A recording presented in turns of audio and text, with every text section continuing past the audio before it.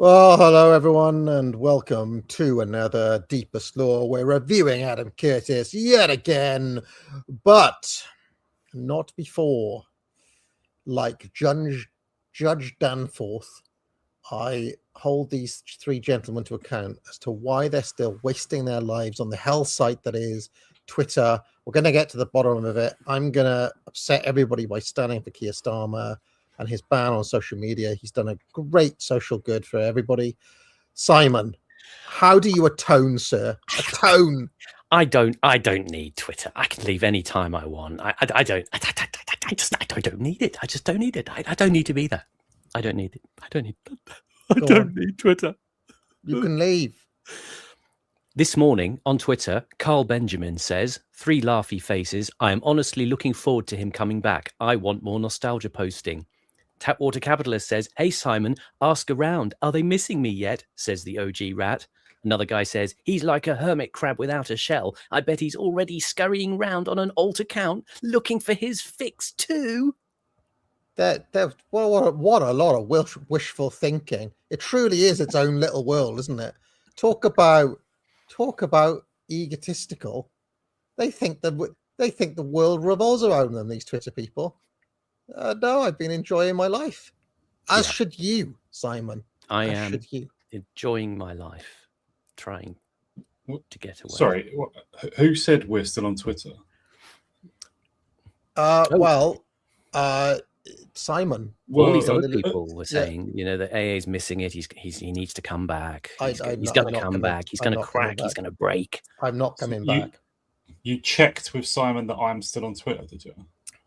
Well, I just kind of, through context clues, I kind of guessed, but maybe you've left. Have you left? Inappropriate assumption.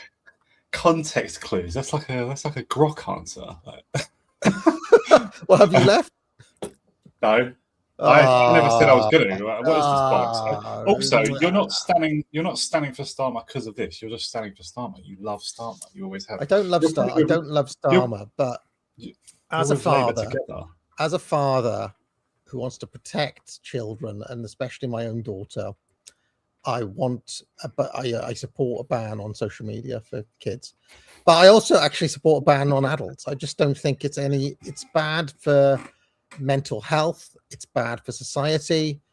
And I don't buy all these arguments that you wouldn't have known about Henry Novak if it wasn't for Twitter. Absolute horse manure. You know about Henry Novak because every single newspaper in the country and the BBC reported on it incessantly for about 3 weeks. So I'll tell you one story. I don't watch the BBC either, so there are things that I wouldn't know about. But it's funny you mentioned that. I must give X credit, or Twitter if you prefer. I must give them credit for alerting me to the excellent journalism of Daniel DeSimone and his colleagues at the BBC, who proved, I think beyond all question, that Russia and Putin was behind the strange arson attack on Kirsten's car or whatever it was. That popped up. Case closed. That popped up on my phone from the Daily Telegraph. You know when your phone literally encroaches and it pops up. Oh, here's some news you might be interested in, and I burst out laughing. Right. And then it was like, oh, because you're cynical. Well, I mean. Well, right, okay. Putin. Actually, the agents of Putin who's behind it. Bloody hell! They don't even stand by their own story in the original. They don't even retract it, or it retracts itself. Sorry, before the end. It's like what we said at the start. We're not actually sure of. It says that at the end. So it's ridiculous. It went into. I mean, I started reading it, but because it was paywalled, and it started saying, "Oh, on paper he was a great Ukrainian patriot, but blah blah blah. He has life ahead of him at 18 and all of this. And then I didn't read much further, but the headline said that basically, like, Putin was behind the attempts to burn down Starmer's house. Yep. That is what they're reporting. The BBC's own report as well. They weren't reporting that someone else, that was their own journalism. They took credit for it. So, yeah, I mean, I don't know. This has been, I'm kind of far outside of the slop cycle now, but I seem to remember that Dan Tubbs from the Lotus Eaters was very keen on the whole theory that, these gentlemen had some sort of engagement with Starmer, that they were just getting revenge on him for using them up and throwing them away, so to speak. Is that still the kind of dominant theory? God knows. It's like you remember the Novichok thing and the Salisbury. It's like I can tell that the state is lying, but I can't tell what did happen. It's one of them. It's like there's a made up version. There's stupid. Well, if in doubt, blame Putin. Yeah. To quote JFK, the film, which Horace I know knows, everybody makes themselves out to be something more than they are in the homosexual underworld. It's an obscure line from that film. That's funny. Yeah. That's what's his name, Bacon, isn't it? It's Kevin Bacon. That's the Kevin Bacon character. Yeah. I mean, that's one thing that Keir Starmer doesn't. I mean, he is the prime minister, to be fair, so he doesn't really. He, of all people, does not need greater notice. I mean, how can he be more notorious than actually being the prime minister? What, on the gay scene, you mean? Yes. This reminds me. Like, did you guys never go to any like Green Party events? You were thinking of going and sort of going. We haven't really seen any. There don't seem to be that many organised in London. I have actually checked and looked, and it seems to be like sort of area or regional kinds of meetups, but relatively infrequently. There's nothing. You want to go where all the stars are going to turn up, don't you?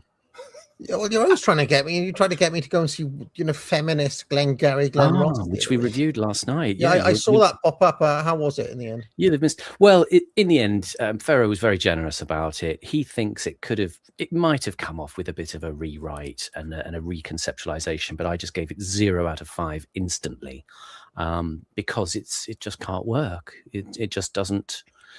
It doesn't express the sort of internal strategizing of men and the way they play ruthlessly their actions to get towards their goal. It was just women saying the lines and spitting them out like lines off a telex printer or something. Yeah, female ego doesn't work in the same way, does it? They needed to, their ego is about being attractive and about concealment. It's not based on the prowess of being the machine. Yeah. Yeah. 83, that one, no Musk. I was the top name on the board, damn it. He's off. Sorry, Simon, you said it was directed by Patrick Marber. Was it also his writing as well? No, I think he phoned it in completely. He put almost exactly no effort in whatsoever, and I think he'd just given it to the actresses and really hadn't done much other than, I said, because he's also got a production of The Producers in the West End at the moment, which famously has very little in terms of actual mid-century German aesthetics or references to the Austrian painter. He's kind of denatured the production. And I think he did the same with Glengarry. It was in itself a simplistic exercise of kind of, you get the sense that Marber is wanting to kind of mock the underpinning sensibility and logic of the productions. And he does so by kind of extracting and stripping out anything that kind of gives them their attraction in the first place. Two questions. One, in the back of my mind, Patrick Marber is associated with Stuart Lee in some way. He's part of the Amanda Iannucci, Chris Morris kind of stable from the early 90s, where they did things like On the Hour and The Day to Day, sort of news, current affairs parody. Then he went off into writing and did Dealer's Choice at the National and became a kind of well-known playwright. Apparently, though, his father, I think, was at the BBC. So, and he was at Wadham College, I think, is it Oxford? And Sodom College, as they call it. He was on the pipeline towards fame and fortune and trinkets. I should mention the mention of Stuart Lee. Another thing that popped up on my phone. I don't know if my phone has detected that I'm not on Twitter, because now it's like bombarding me with sly bits of news on its own. And one of the sly bits of news that came up was that Richard Herring, unfortunately, has got cancer, which is not good news, because I kind of like Richard. I mean, okay, he's a despicable leftist and so on, but still, it's he's not an ultimately evil person, probably. He's been chugging along since the 90s, doing his stand-up and playing snooker against himself and making endless podcasts and so on. And I kind of like him, so. That was, but I had a second question I wanted to ask. Oh yes, David Mamet. In the back of my mind, he became a right winger.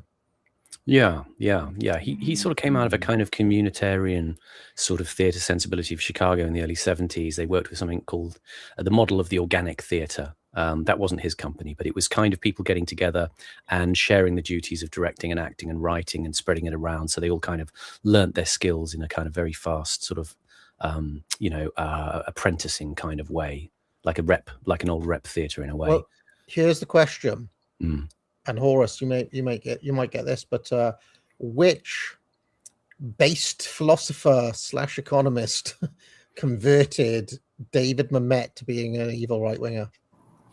Tom Sowell. Correct, Armando. You got it mentioned that before or something. Mamet, Mamet films, the few that I've seen, and especially Glengarry Glen Ross, they are just men's films entirely. Obviously, I'm sure 98% of the people who love them are men, right? Yeah. And there's almost no women. There is no women characters. Glengarry is such a man's film. That's why I delighted in putting it on curriculums when I was teaching drama. Just insisted on let's just have proper all out balls out man's. You can't get more man, like Sam Peckinpah or something like that, but it's basically as masculine as you can get in the modern Western canon, as far as I can think of. And it is brilliant. And there are brilliant performances in it as well, which they're going to struggle to overcome in a production like that. I think perhaps just a slightly larger reason for him to go Republican is that he's also a very vociferous Zionist. Yeah. Oh, there's always that's his right wingness. Yeah, he's. Do you know? Being aware of that issue has massively ruined Bob Dylan's conversion to Christianity for me, because I have now gone back and revisited what was going on around that time, and lo and behold, if you have a look at the causes Dylan supported and the style of right winger he became, and what was happening around that time in 79, 80. There was this whole push around that time of conversos, actually, in order to gin up support for that. And I'm like, I can't believe, not you, Bob, not you as well, but there's no other way to look at it. And he reveals himself on the song Neighborhood Bully from the album, the one with Joker Man on it. What's that album called? It's the one with Joker Man on it anyway, from 1983. That album has got a song called Neighborhood Bully, which is basically like a kind of sob story all about Israel. And it does. It's like, now Bob Dylan, the civil rights hero, is like a full-on Ronald Reagan neocon, like Fox News watching shill. Likudnik. I mean, and then you look into, and who's that group that everybody goes on about now, the Chabad or whatever? Dylan. Chabad Lubavitch. Yeah. Dylan in the 80s now was a massive supporter of them. So he wasn't just like a little bit toe in. He was just like all out, guns blazing, Old Testament, hardcore Zio. And I'm like, oh shit, okay. All right, Bob. The Chabad has got a few strange supporters as well. Like John Voight, who's not Jewish, is a supporter of Chabad for some reason. He does Chabad telethons and stuff. Was it Radiohead? There's some band who get really really disowned and hated by the left now because they keep on playing Israel all the time. No, I tell you who it was. Prodigy. Oh. When I was doing the 90s thing, I was like, under the videos, they're like, oh, too bad Prodigy, so too bad, because they keep on playing Israel all the time. Oasis keep on playing Israel as well. I might know why that is. Isn't Liam Howlett married to one of All Saints? Because they were a Jewish band. Maybe it's that. Maybe that's why. What? All Saints were Jewish? Not the black one, not Shaznay. The others. I was about to say. The others are all Jewish. Yeah, the Appleton sisters and Mel Black. They're all Jewish. They were a bit hot. They were hot though, weren't they? By birth. Yeah, they were good looking. Yeah, by birth. Yeah, they're by ancestry. Yeah. I don't know if they're Zionists or what. I don't know if they work for the Mossad or whatever. But, just to add in here, in case anybody's concerned, I've looked up Richard Herring, and he's got what's called hairy cell leukemia, and he says it won't kill him, but and it's treatable. So he'll be on treatment for the rest of his life. All right. Well, I hope Richard Herring.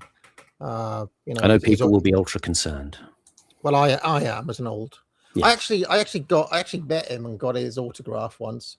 I was a pretty big Liam Herring fan. I've got obscure DVDs of theirs and things like that. But they did good work.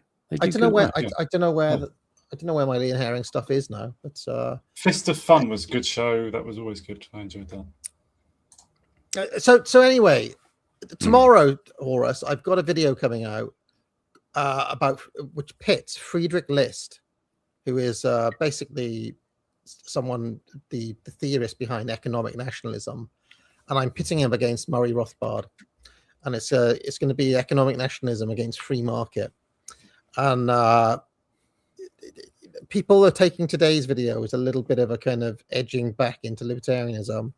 However, once that video comes out, I have to say I find a lot of List's arguments more convincing than Rothbard's on many different things, like for example the infant industry and so on and so forth. So you may be interested in that one tomorrow, because it is econ, but it's also like really seriously looking at some of these issues, some of which we've been dealing with, Simon, on this series, like China's, well, not this trauma zone, but on the previous series, China since 1978, or the tiger economies, or the selective protectionism that various different economies have had, and how basically countries that adopt free trade against that end up getting BTFO'd.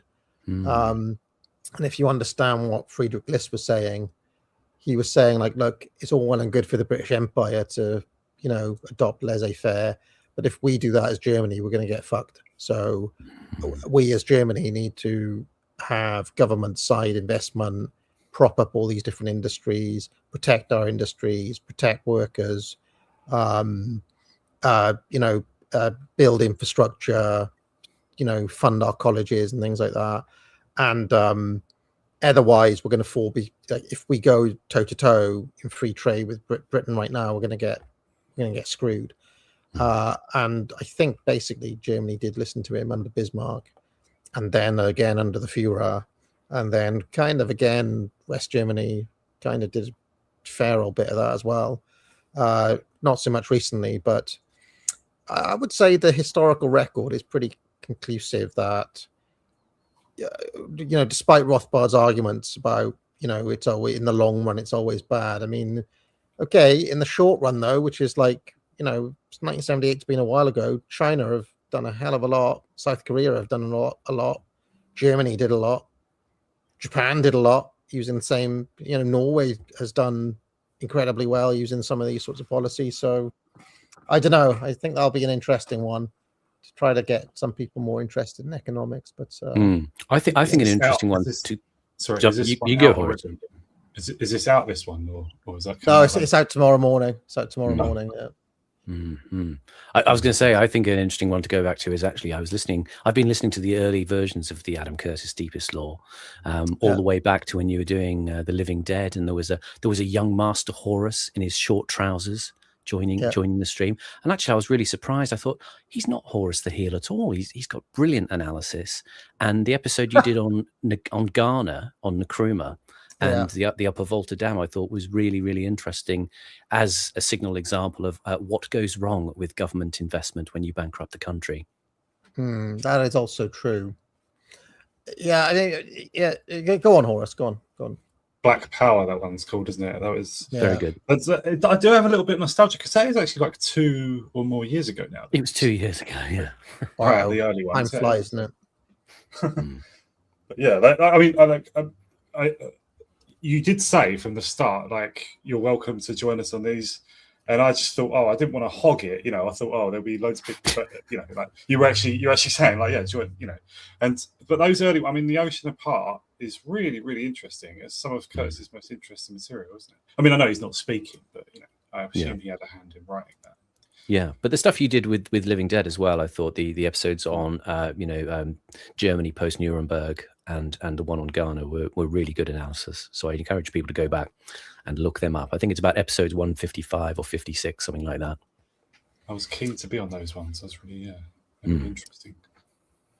But you don't want to try to protect Rothbard from Friedrich List at this time. Oh, I do. No, at this time, no, I don't want to take over. Because I'd be taking over your stream. But I'll wait and see what argument. I have read List. I read List a few years ago, and I have read like most of Rothbard's oeuvre, which is a hell of a lot of words, actually. Yeah.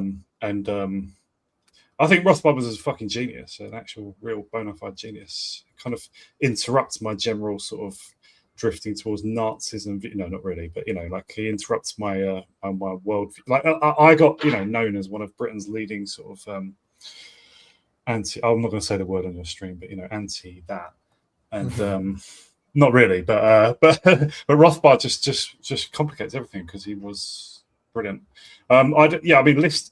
List was obviously saying a lot of true things. Like Britain rose to prominence, yes, a lot by the use of various means. He says under Queen Elizabeth's time and that sort of time. No, it was like state established markets here and a state charter for that company and this and that. It was, and then as Britain got the benefits of its quite mixed approach, it then began to preach what he calls like cosmopolitical principles, right? Yeah, which is really interesting. That is true. It came to preach what would be good for Britain having already risen and other countries not having risen. I do agree with that. His point is, that's all well and good if you're Britain. What if you're anyone else, though?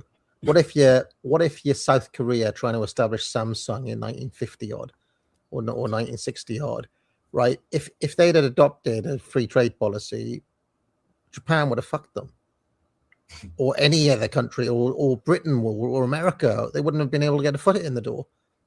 So Rothbard's point is, well, good. It would have been good for the consumer, but I actually go into some of those arguments and be like, well, actually, if you were the consumer, like sitting in London with access to cheap Samsung, video recorders or whatever in the 80s, you were benefiting, and you were benefiting because the South Koreans were subsidizing their own industries at the expense of yours.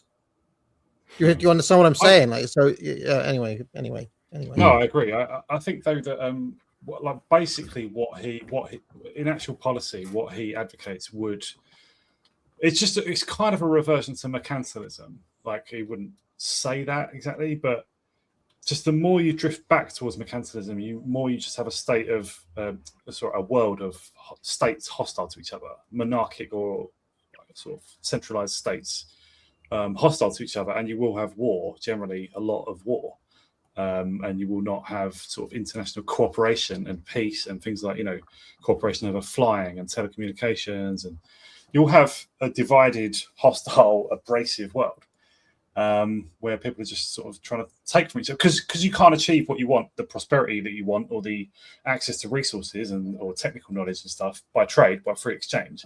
So they will attack each other to take what they want from each other, rather than be subjugated or be permanently inferior. Is that true though? Because it feels like every time a nation wants to opt out, back in the day it would be the British Empire. Now it's the American Empire. It's like, well, you don't actually have the option of opting out of this thing, and if you do, we're going to come and bomb. We're going to come and bomb you. I see America maybe. Where did Britain do that? I don't think Britain attacked people over trade openness or whatever. Kind of everywhere. It was never the explicit reason, but it always was a consequence. That's what you have to remember.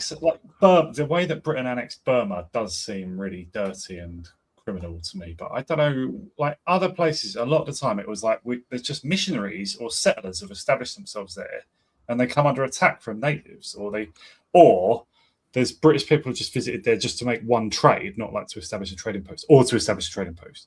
And they just get asked by locals, can you either provide arms or troops or whatever in our war against them? And they get inveigled in the politics and then find themselves actually kind of rising to a monarchic position. That seems to be how Britain acquired India, right?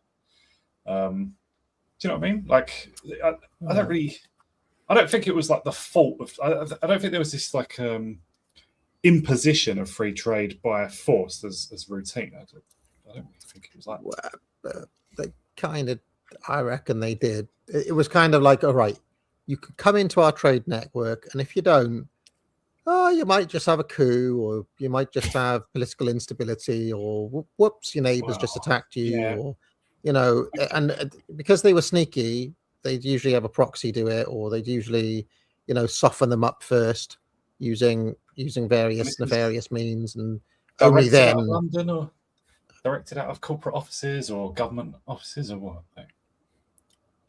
Well, I don't think that usually happened. I think more likely there was just opportunistic types would find themselves in these foreign capitals and courts and stuff. Well, work they were in obviously to get hold of stuff, and they find opportunities there. They find that a lot of the people around them are quite naive and uneducated and stuff. Well, they find that they can overthrow them. If you read the papers from the late 1700s up to the early 1900s, there's a constant refrain of, well, we're going to do so and so to this country, and we're going to get such and such with a great preference for British trade. That's always the phrase, preference for British trade. And it's also worth noting that it wasn't just the hard goods we were getting out of places like Africa and Asia and the trade crops. But also, we did an early form of American debt slavery, where we, especially in South America with all the newly liberated republics, where very often they'd be very quickly in-hocked British bankers. And this was actually a big part of what Alexander Hamilton was trying to avoid in the United States. Well, both him and Jefferson, but in different ways. In the sense that Jefferson wanted to kind of avoid the idea of a national bank and national debt altogether. Hamilton wanted to do it and do it preferentially to avoid having to be in hock to British bankers. His argument was, if there's no central bank in whatever the capital was then, I don't think they'd moved to Washington yet, then all these little Jeffersonian farmers are going to, whenever they need credit, they're going to have to go to London or somebody who's in hock to London already. So I mean, there's lots of good and bad to say about our empire, but I mean, we did do a lot of there was a lot of monopolizing. I mean, without having to go to like Chancellor Palpatine, there was an awful lot of it would be a shame, Ambassador, if that deal was not signed. Should something happen, and so they did a lot of like basic coercion in that kind of way, implicit threat, or people who didn't play ball did have a habit of, there are several times where they literally just, I mean, I discovered this when Trump kidnapped Maduro. I was like, holy shit, has that ever happened before? And so I started researching it. Oh yeah, 6 times before in history, every single time by the British, where they were literally just kidnapping foreign kings who wouldn't play ball for whatever reason, didn't sign a monopoly contract or had ideas about independence, or so yeah, the British Empire may get I don't want to sound too much like a kind of post-colonial theorist or something, but there is an extent to which the empire is a little bit whitewashed in the way we think about it. Well, let's say that was the norm then. Like, I'm against that, and but I don't particularly attribute that to free trade. That's people, I mean, like, that's not like ideological free traders doing that, is it? It's people trying to basically buttress the empire, as I understand. Like, that's saying us instead of the Spanish Empire, us instead of the Dutch, and so on, right? It's like our lot, But that's what the problem is, isn't it? But that's what reality is. The problem I found with all economics, but especially with the free marketers, is that it all exists in this little sort of bubble of abstract logic that never actually comes to pass. But also the justification for it all was free trade as well. All of this was done in the name of laissez-faire and free trade. So, anyway, before I do want to discuss Starmer. Some people really want us to discuss Starmer's banning of the social media, which we will do before we get to Curto. But before we get there, I do want to ask Hat about his recent trip. In fact, I need to give him an introduction. Introducing first from the darkest corners of Africa, weighing 400 pounds, the Ugandan giant, Panama Hat. What's tell us about your trip. Tell us about your trip. It was wonderful. Had a wonderful time dossing around large swathes of East Africa, Kenya. I spent a lot of time in Nairobi. Went down to Mombasa, which is like something out of. I was just telling Simon before he came on. It's like something out of a lost Anthony Burgess novel. You're in some sort of strange, what feels like an island sultanate in the middle of the Indian Ocean. Quite wonderful. I'm genuinely thinking of moving out there purely because having a mental break from the sort of crushing reality of the UK was so pleasant, and because you can afford to live like some sort of sultan for very little. You can have legions of cooks and drivers and gardeners and pleasant weather. Given that I'm from the gutter in the northeast of England, and you are a more expensive contributor to the deepest law, shouldn't you be saying Kenya? You can afford to say Kenya, can't you? I find it a bit larpy, to be honest. Okay, fair enough. I mean that was only a sort of very upper crust thing. It just sounds larpy, to be honest. Kenya, it's putting it on a bit much, I think. But no, it was wonderful. Perhaps I shall one day be doing deepest law from the rainy ports of the Indian Ocean. We'll see. The interesting thing that we were discussing backstage was about seeing evidence of Chinese management of Africa, as it's emerging, and what are the telltale signs. And it obviously looks like Kenya is being run very smoothly at the moment. Yes, I mean, it's pretty remarkable as an example of a stable African country post independence. There's been no coups, no civil wars, no big uprisings. Once the British went, they handed power over to Kenyatta, who was a member of the Kikuyu ethnic group, who I think they're the largest ethnic group, and I think the most economically powerful. And there's only been, I think, sort of 6 presidents since independence. So a chap called Daniel Moi ran it from the sort of early 70s up to 2002. He only died recently. He was 100 and odd something. And yeah, it's economically pretty prosperous. It's orderly. We went walking through many sort of what you call slum areas, and there was no issues. Everyone was very polite, very friendly. Order is kept on the streets. The Kenyan riot police, who occasionally come out when there's any trouble, normally because it's a protest at government corruption. There's a sort of admirably French spirit where they kind of come out on the street and do a bit of jumping about, you might say, to express their displeasure. And yes, the Kenyan riot police are known for their success in putting these things down, shall we say. They were recently actually deployed militarily to Haiti, where they fought many battles, but unfortunately could not do much to fix the situation there, as completely buggered as that country is. And yeah, it's as you say, the evidence of investment is enormous from the Arab world and the Chinese world, and the Kenyans are doing very well off the top of it. The Chinese have built wonderful railways and big hospitals and highways and factories and all kinds of things. The biggest news item while I was there was this American proposal that they desperately want for some reason, because they're offering huge amounts of money. They want to build an Ebola containment center somewhere in the north. And this is met with massive civil resistance because nobody in Kenya wants an Ebola refugee camp funded by American money to be put there. And Trump is offering them something like $1 billion per person they take in to get this camp. That's how bad they want it. I don't know if it's going to go ahead. The president's quite keen because he's been given lots of flashy gifts, but I don't think anybody else is. So we'll see. And anyone interested in discussing work with Panama Investments Limited, see me after the stream. Does your company ship bauxite into Ghana? Because that's been an issue in Kurto in the past. No, I'm referring that is to an episode of 2 years ago called Black Power that Simon mentioned. Yeah.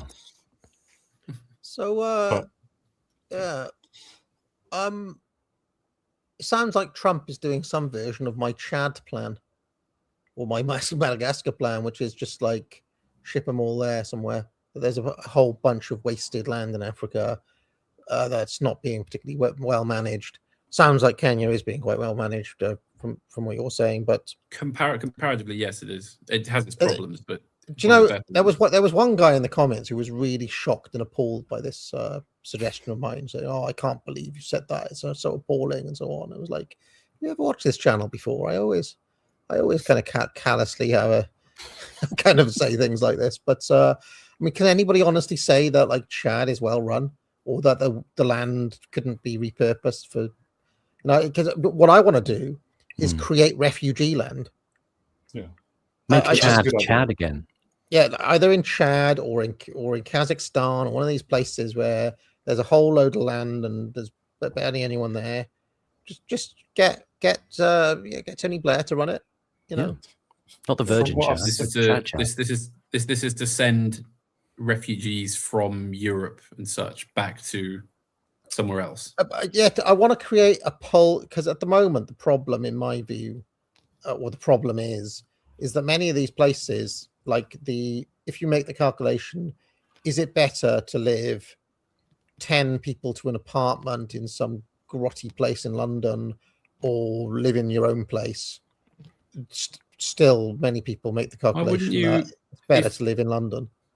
But if you had the power to do this, why wouldn't you just forcibly ship them all back to their home countries? Because the problem is that the problem is that those countries aren't better than the situation in London. What I'm talking about is creating refugee land, which is like a mega city, which is better.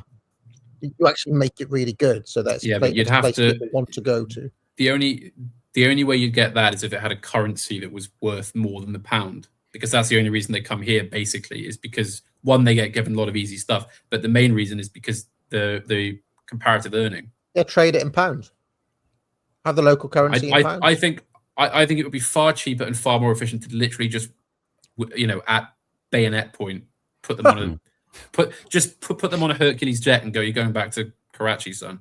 Just do that. They'll be back though. They risk like. No, they wouldn't, because you could have a border. You could have an actual border. We're an island, remember? Oh. Yeah, you can stop them entering. That is always the thing. Buy 5 more ships for the Royal Navy and just have them in the channel with a few machine guns. That'll stop them.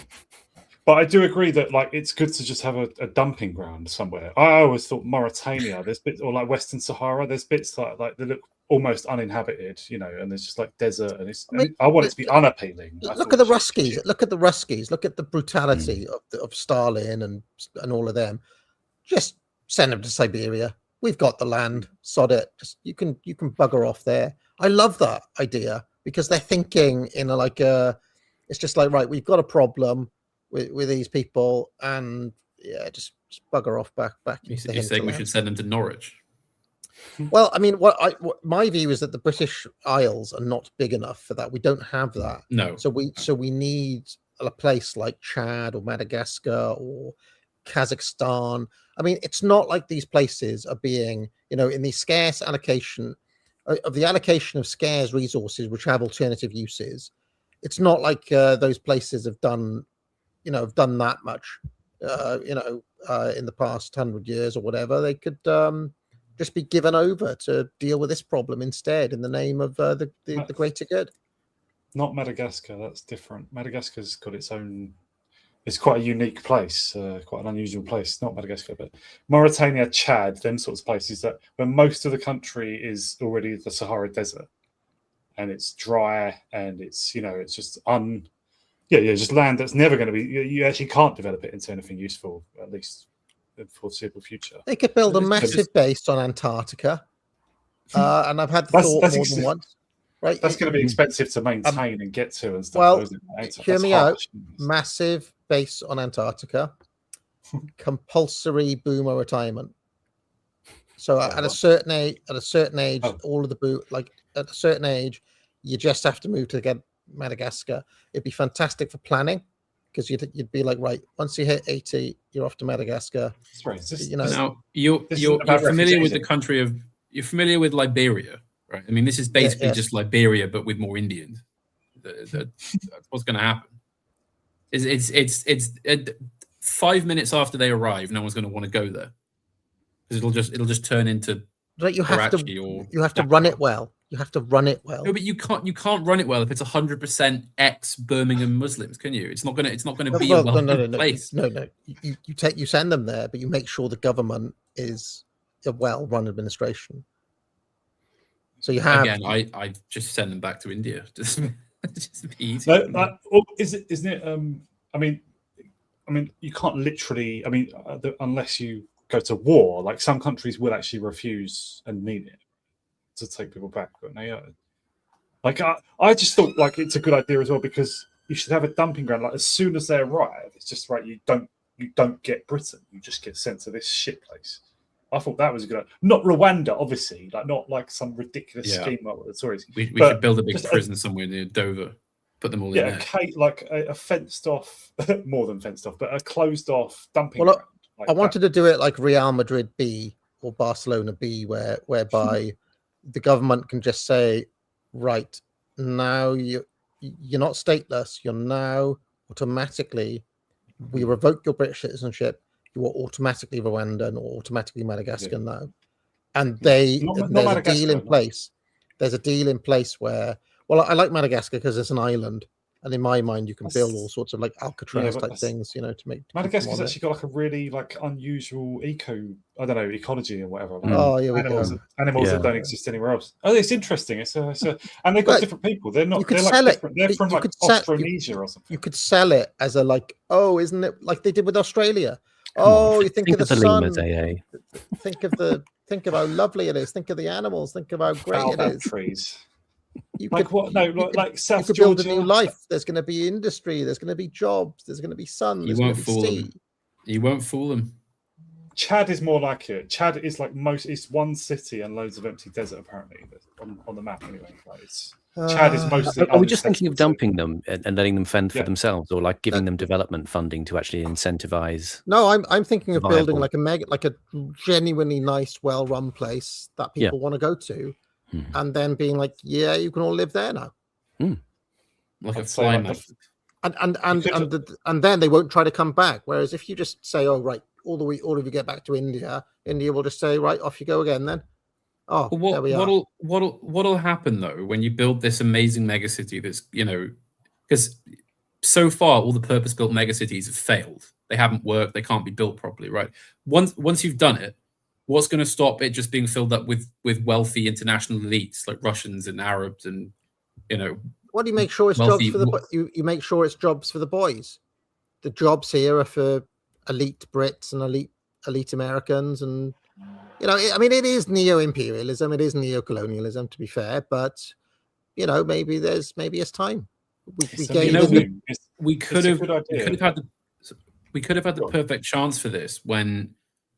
During the neocon sort of era, around 2002, 2003, Tony Blair had this really scheme he was very keen on to invade Zimbabwe because he basically argued it'd been a geopolitical mistake to hand it over to Mugabe.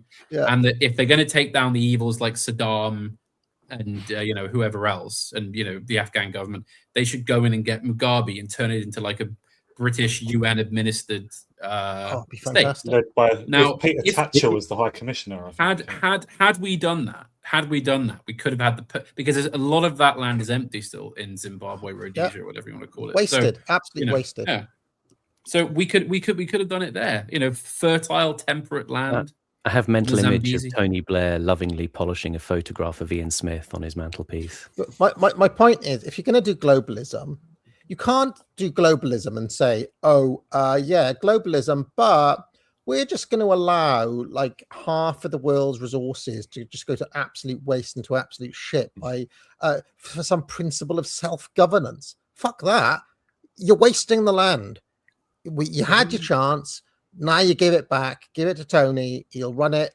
He'll run it give it to Larry Ellison, whatever. They can run it well. They can turn it into something that, is prosperous. The place, could create jobs for Brits and Americans to go to.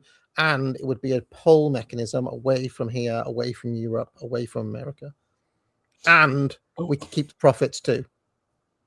Is this actually Hang on a minute, unpopular opinions? Is this UO? Like, are we not doing Kurto now? Oh, no. No. I don't mean we're going on too long. I just mean that was exactly the sort of thing that would be a starter for unpopular opinions. Well, I don't know how we got back into that, but I'm a firm believer that it's like, how much longer are you just going to allow countries to waste resources and land?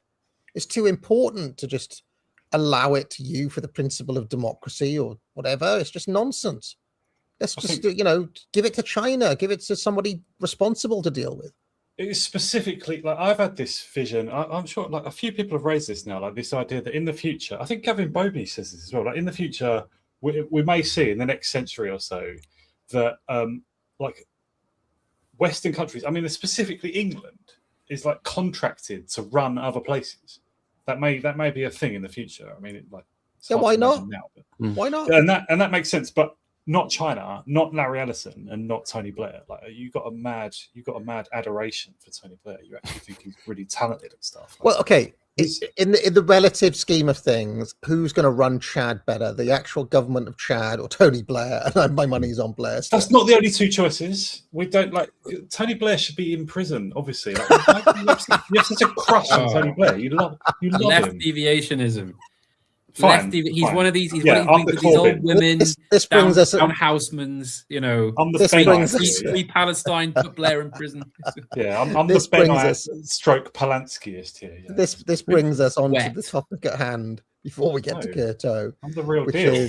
Which is surely you gentlemen support the banning of social media for under 16s in the name of good and wise governance. It's a social ill. It's a social ill. It's an addiction worse than heroin. It's an addiction worse than, you wouldn't allow, a 12-year-old just to take hardcore drugs, would you? Or to sniff glue, or to just, drink themselves into reckless abandon. And yet you're allowing them on Twitter. You're allowing them to bring. How is it just forbidding children things like you're not having a phone? End of. Yeah, don't give them a phone. Like, what the fuck? Obviously. Have you seen adults? But it's not about children. The adults cannot be trusted. They must be guided.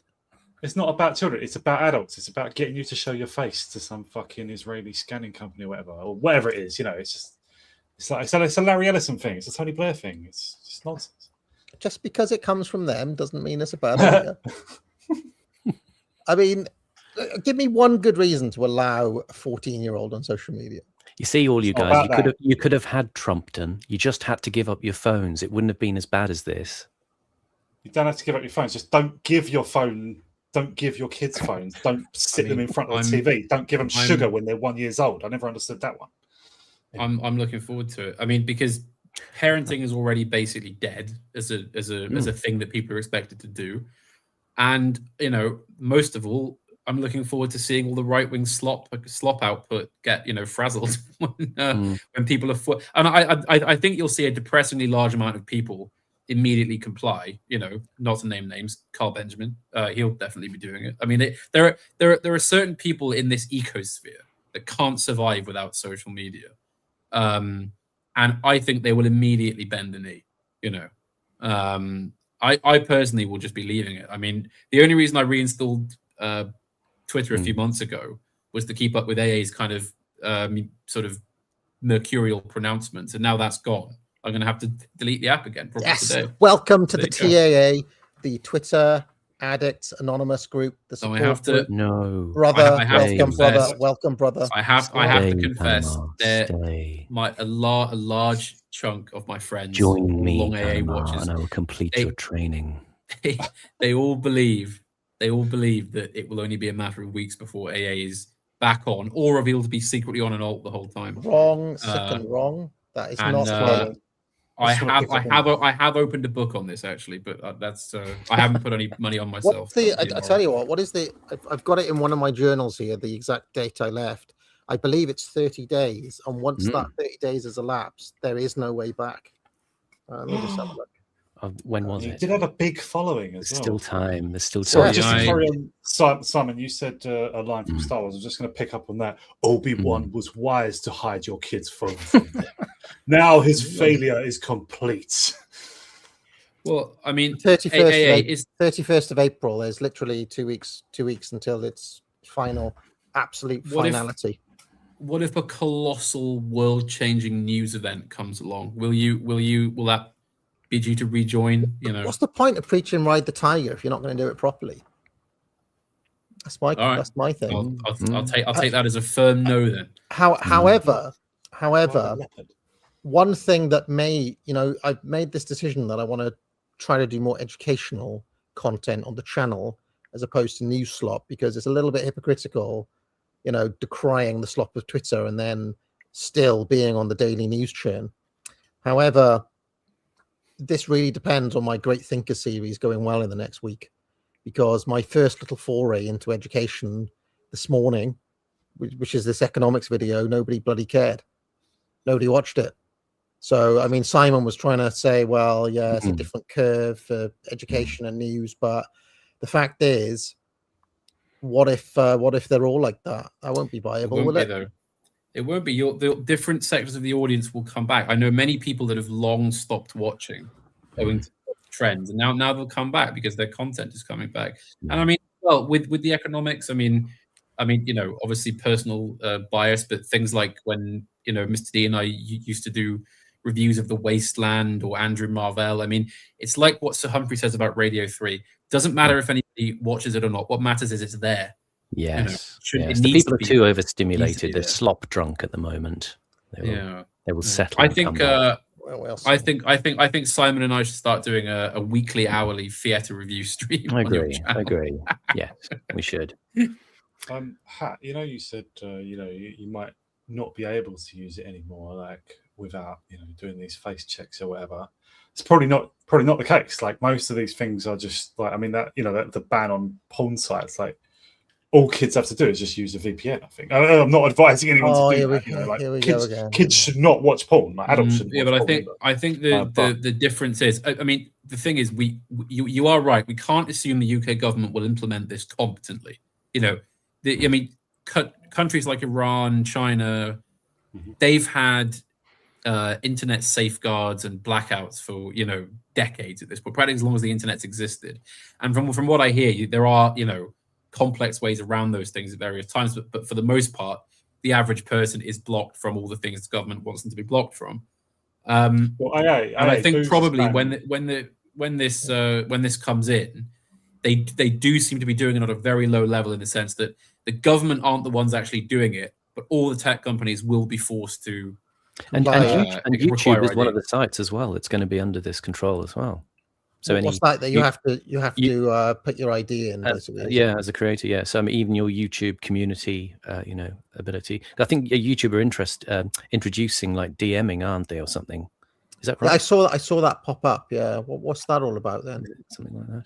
I don't know. I assume they're just extending social mediaization of YouTube. Yeah. This is a real attempt. Like, this is probably not just Starmer and Britain, is it? Like, this is a real attempt to start killing off anonymity and anonymous use of the internet. This is a real stab at that. Like, they're really trying to do that now. Yeah. What on all users or just on creators? As much of the internet as they can. Obviously, everyone. As much of all users of everything as they can. And they will try to force you to. And they will increase, as they do with business and stuff. They will try to force you to use fewer and fewer suppliers of internet. Like, I don't mean ISPs. I mean they'll try and herd everything to within 4 or 5 social media companies, confident that they can either control or ban them and have no competition. That's the model they want. Like, everything should be controlled by like Zuckerberg, YouTube, Facebook, and as much internet activity should be on as few sites as possible. That's what they would like, right? And then they control access to those sites, and then they control it. That is like the EU, Starmer, Davos, Larry Ellison, Tony Blair sort of model. Right? To cartelify the internet, to concentrate it, centralize it. I see. Is that all right? I'm sure Trump would approve of that as well. I mean, like, it's just, mean, I think this is just basic political correction. Something new and society changing comes around, and it has various unforeseen effects, and then the state has to respond. They really dread and despise the internet, the political class of the world. There's been a massive and growing problem they've had to deal with for the last 30 odd years now, and they haven't solved it. Like, it remains relatively free, and they hate that. Like, people like us, bastards to them, get to talk freely to some extent, and that is no good for them. That's constant trouble. It's a constant threat. See, I disagree. I think they're happy because they can watch us. They can monitor social media.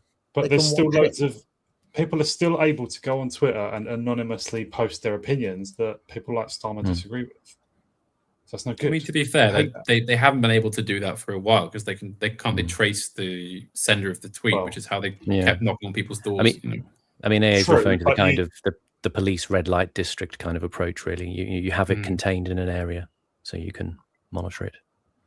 I put out a video a long time ago saying they don't really care about censorship anymore. And haven't they done. Used to. I don't think they do, because I think that it's a better containment mechanism just to let everybody have their, go and be racist over there, or go and have your little moan over there. We can see you. It's good. It's better that you're spaffing your load on Twitter for all this stuff. Better do that. And follow libs of TikTok than do it in the darkness of your own bedroom or whatever. There was also a heavy shift a few years ago in the type of tech bro that was suddenly in control. In the old, what was the guy who used to run Twitter? Jack Dorsey. Yeah. And he was clearly very much on board with the, play it safe, play ball, be a kind of leftist type thing. Stop this far right hatred, blah blah blah.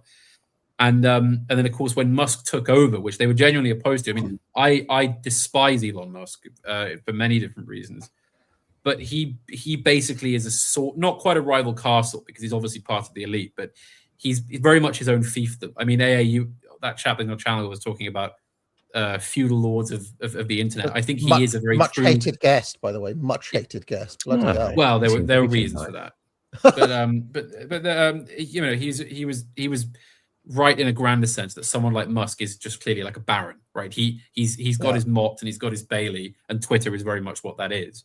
I think probably they'll. I mean, I don't think they really can wrestle control away from people like that, but they can do things like this, which it must be noted all the social media companies have issued extreme protests against, because I think they're worried about their base numbers being cut by people not wanting to upload ID. Though let's face it, 99% of all people will do it eventually, because people will miss social media too much. Half the people on Twitter are bots anyway. It's basically just a little It's a little containment site to push Gadsad's books. I mean, what the fuck are you talking about, people? It's not 2015 anymore. But it's a controlled grid. All of these things are controlled grids. They want you there, not in the pub conspiring. They don't want you in the pub conspiring. They want you online moaning in public. But a lot of the radicalization of that regard, I think, has passed us by. In that people that would have been on Twitter, say 5, 6, 7 years ago, they're all on Instagram and they bought TikTok now.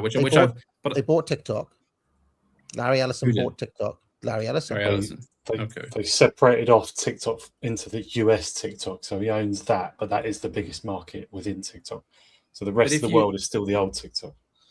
If you look at all the articles of recent years that are sort of flapping their hands about internet radicalization, Twitter barely gets a mention, because I think they basically consider it to be lost ground, whereas most normies are on Instagram, and all the discussion about Southport, all the discussion about the recent stuff in Belfast, which is clearly fake, by the way, that's all been around Instagram and this kind of thing. I think Twitter's just a bit old hat now.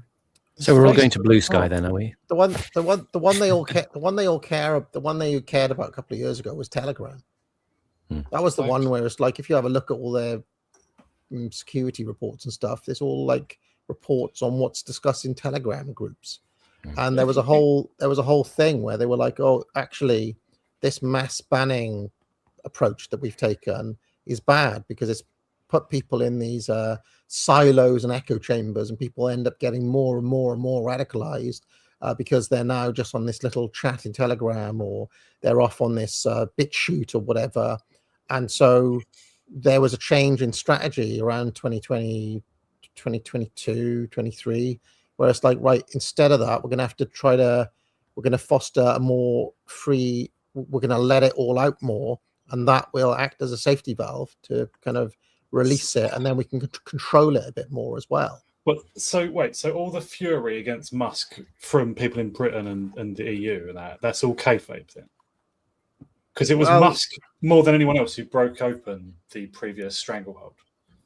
So what everybody wants me to believe is that the CIA had this amazing control grid mechanism, and it was just happy to give that up and give it to Elon Musk, one of the number one defense contractors in America. Who said that? Anybody. I don't believe that. It wasn't. It was that change. It wouldn't have gone to Elon Musk if somebody in the defense in the defense establishment wasn't happy with that happening. Same with Rumble. No, they don't have a straightforward open veto over who controls it. It's not as simple as that. But go on. Sorry, go on. Right. So you believe that the American security state gave up on their surveillance mechanisms that were revealed in the Twitter files by Musk? I don't think they believe they gave control over those things. I think under Dorsey they had active cooperation because Dorsey agreed with them. Under Musk, Musk probably does still work with the intelligence services or whatever, but it's different. So Dorsey agreed with the CIA because they're leftists, like because they're on the left. Or the people he was working with at the CIA were on the left anyway. So what's they're all concerned about white supremacy and stuff, right? Is that CIA? Elon Musk it's gone from globalist control to the other factions' control. That's basically all that's happened, which is why Elon Musk spends all day, every day saying, have you heard of this brilliant thinker, Gad Saad, buy his book. Oh, by the way, what's the libs of TikTok said today? Yeah. I agree. Here's a random person I've just heard of, Dave Rubin. Oh, fucking brilliant. That is true, though. He's the worst slop bullshit prick on there. I agree with that. His use of X and the way that he runs it is pretty fucking awful. He loves Basil. He loves proper slop. He's the worst slop spreader himself, Musk, with the biggest account on there. I totally agree with that. It's just that they genuinely didn't want him to take over. That was not kayfabe. And they are genuinely angry that he hasn't been forced to re-ban people like me and everyone who was chopped off before. I disagree with this. I think that it was basically just bought for the Zio switch side. That's all that's happened. The Zio switch sides, and Twitter was bought for them. That's it. That's the whole story. Why do they allow us? Why do they allow Chris Menahan? Why do they allow all these people who are just like, there's more? There's way more. There's much more criticism, like really vehement criticism, because effective criticism of Israel, of Zionism, of the Zog now than ever before. Next, say more, maybe 10 mere performative opposition, Horace. It's not. That dialectic. That dialectic is useful to them, though. That whole conversation is actually useful to them. It's the least they could conceive. They can't control everything all the time. It's not like that. Well, they don't. They didn't control. I mean, I don't think they control YouTube, for example. But I do think they now. They don't control YouTube. I don't think they do. What?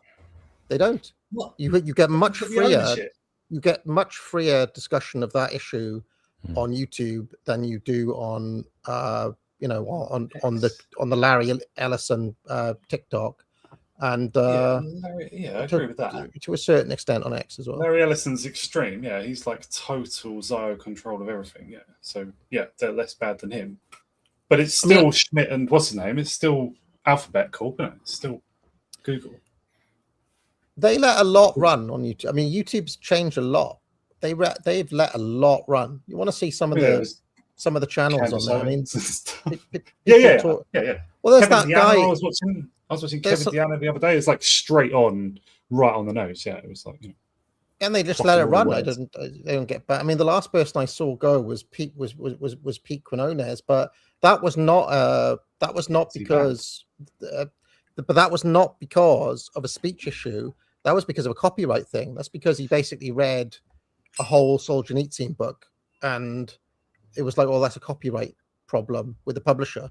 So yeah. Anyway, Simon, let's come back. I can't convince you guys that Twitter is a hell site that you should all leave immediately. Unfortunately, I forgot that's what we were talking about. Oh yeah, sorry, this was actually about where to go on there. Yeah, it's just Anyway, eventually you'll come to see that Twitter is the ultimate. It is not. You guys think, or you think, Horus, that your tweets are making a difference, right? That's the dream. That Twitter is making a difference in the real world or something. No, you think that like the government, and you think that the Department for Local Government and Communities is making real change in the lives of communities and in our diverse culture and stuff. You love the state. I didn't say that. The state. I didn't say that. You're against narratives of division, and you think we stand together. # we stand together. I didn't say that. You work for Riku. I didn't say any of that. I just said I think it's a good thing for society if fewer people are on Twitter. You like Prevent in general. You support Prevent. Come on, Horus. Stronger together. Okay. Stronger together. Oh dear. The Riku thing came out. You remember Morgoth did a classic video. This was, I mean, to me, it was a classic. Like 7 years ago, it was. He did that video on Riku. They turn up with flowers and sing "Imagine." People, pricks.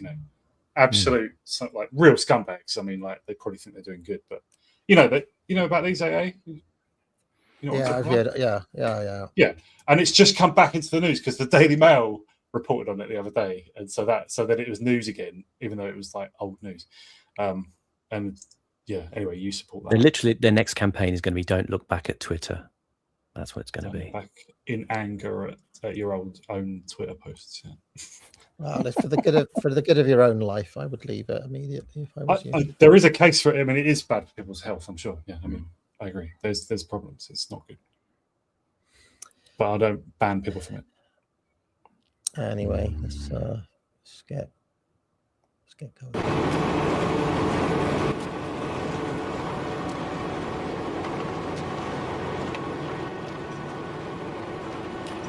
Beautiful. Has Putin banned Twitter, by the way? You're allowed to have Twitter in Russia. It's quite a lot of Russian Twitter accounts. Yeah. I know one thing. They never had. I don't think they had Facebook because there was that Pavel Durov guy, the guy who created Telegram. He first created VK, the Russian Facebook, right? But it was taken from him by the state. I don't know what the story is, but it was the state took over VK, like I think with very little compensation or whatever. And I think he fled. He's like an exile or self-exiled from Russia. He created Telegram to be a genuine, more open sort of libertarian. Oh, he's the one that the French came for, wasn't he? Yeah. He's like he's strange because he's been at Davos and stuff. He's like friends with the WEF, I think, but he's also maligned by a lot of globalists because Telegram is really, really open. I mean, it's like so open that criminals can operate on there. So if Russians were allowed on Twitter, do we then conclude that Twitter is not a threat to Putin? I'd never see any Russians on there. There was that guy I see those mates of Baps, the Russians with attitude. Or there's that guy Slavland Rurik's Skywalker. Slavland Stalker. Yeah, that's it. Well, I mean, Putin's right hand man, Medvedev, is a poster himself, isn't he? He's always trying to mog people. And the Russian embassy in London used to banging tweets. Yeah, some Russian channels did get banned off of YouTube, didn't they? A few years ago, I remember that. RT was banned throughout Europe or whatever. Stuff like that. Yeah. Look at David. AA, just because you can't handle being on Twitter doesn't mean it's the same for everyone else. It's just like, just because you've had a few bad trips on heroin doesn't mean you should take it away from the rest of us. Spoken like a true junkie, I'm telling you. I can handle it. Carry on. Let's carry on. You don't know the jargon. Bad trips on heroin. I don't know. I'm not. Can you tell? I'm not. I am not a mash drug on ecstasy pipes. I missed a straight edge, as I told you before. What's the actual lingo then? What do you do on heroin? I have no idea. Chasing the dragon. Yeah. Need a hit.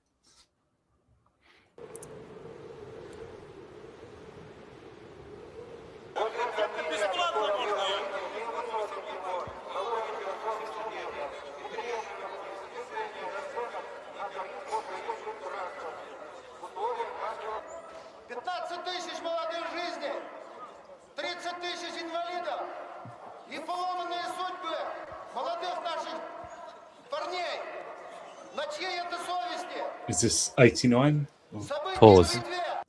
Yeah, this is October, November 89. I believe this guy, I can't track down information about him, but I believe it's a guy called Nikolai Teryokin. And he was the kind of leader of what's called the Stroikom, the city strike committee. And basically, they took over Vorkuta and ran the administration, cut off coal shipments to the rest of the Soviet. And, they controlled food distribution, maintained public order. And he spoke at these rallies. They pretty much demanded, obviously, that the monopoly of power of the Communist Party was ended, and the resignation of all the kind of the local, nomenclatura and the executives running the coal industry there.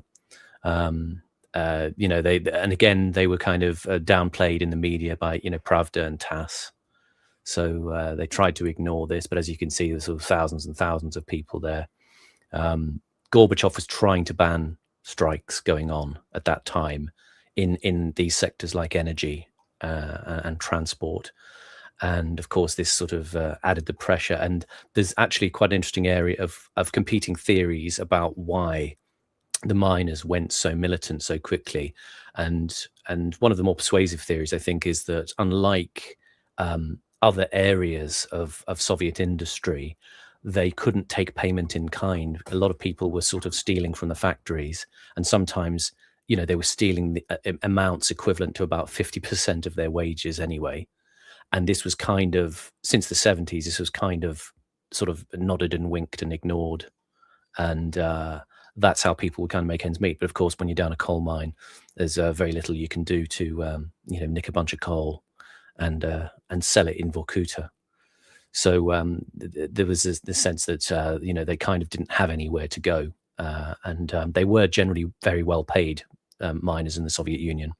But there was an emergent problem also. This is quite interesting, that green issues began to come up in the Soviet Union. And this actually was interesting to the KGB, because it attracted their eyes, because there was elements of both emergent nationalism coming out of things like the miners' strikes, but also the green issues as well. And the KGB, tracking this stuff back over decades, realized that some of the green emergents had connections to Western intelligence. So there was, Did you say green? Yeah. It was starting to sort of come out, sort of manifest as ecological concern. And of course, the regime would see this as kind of people trying to suppress the economic power of the Soviet Union. And so this began to emerge. I mean, it's not unlike, if you've ever seen that TV drama from the mid-80s, Edge of Darkness in Britain, where it's about the nuclear state, and essentially in it, the CIA guy has started an eco group to kind of manage opposition to nuclear optimism. Well, the reason this is fascinating, Simon, is because I've heard from American right-wingers the opposite claim, that the green agenda was pushed by the Soviet Union, was secretly Russia was behind it, and that even Putin pushes green energy in the West now. Yeah. So it's like it's the Spider-Man meme. It's very murky.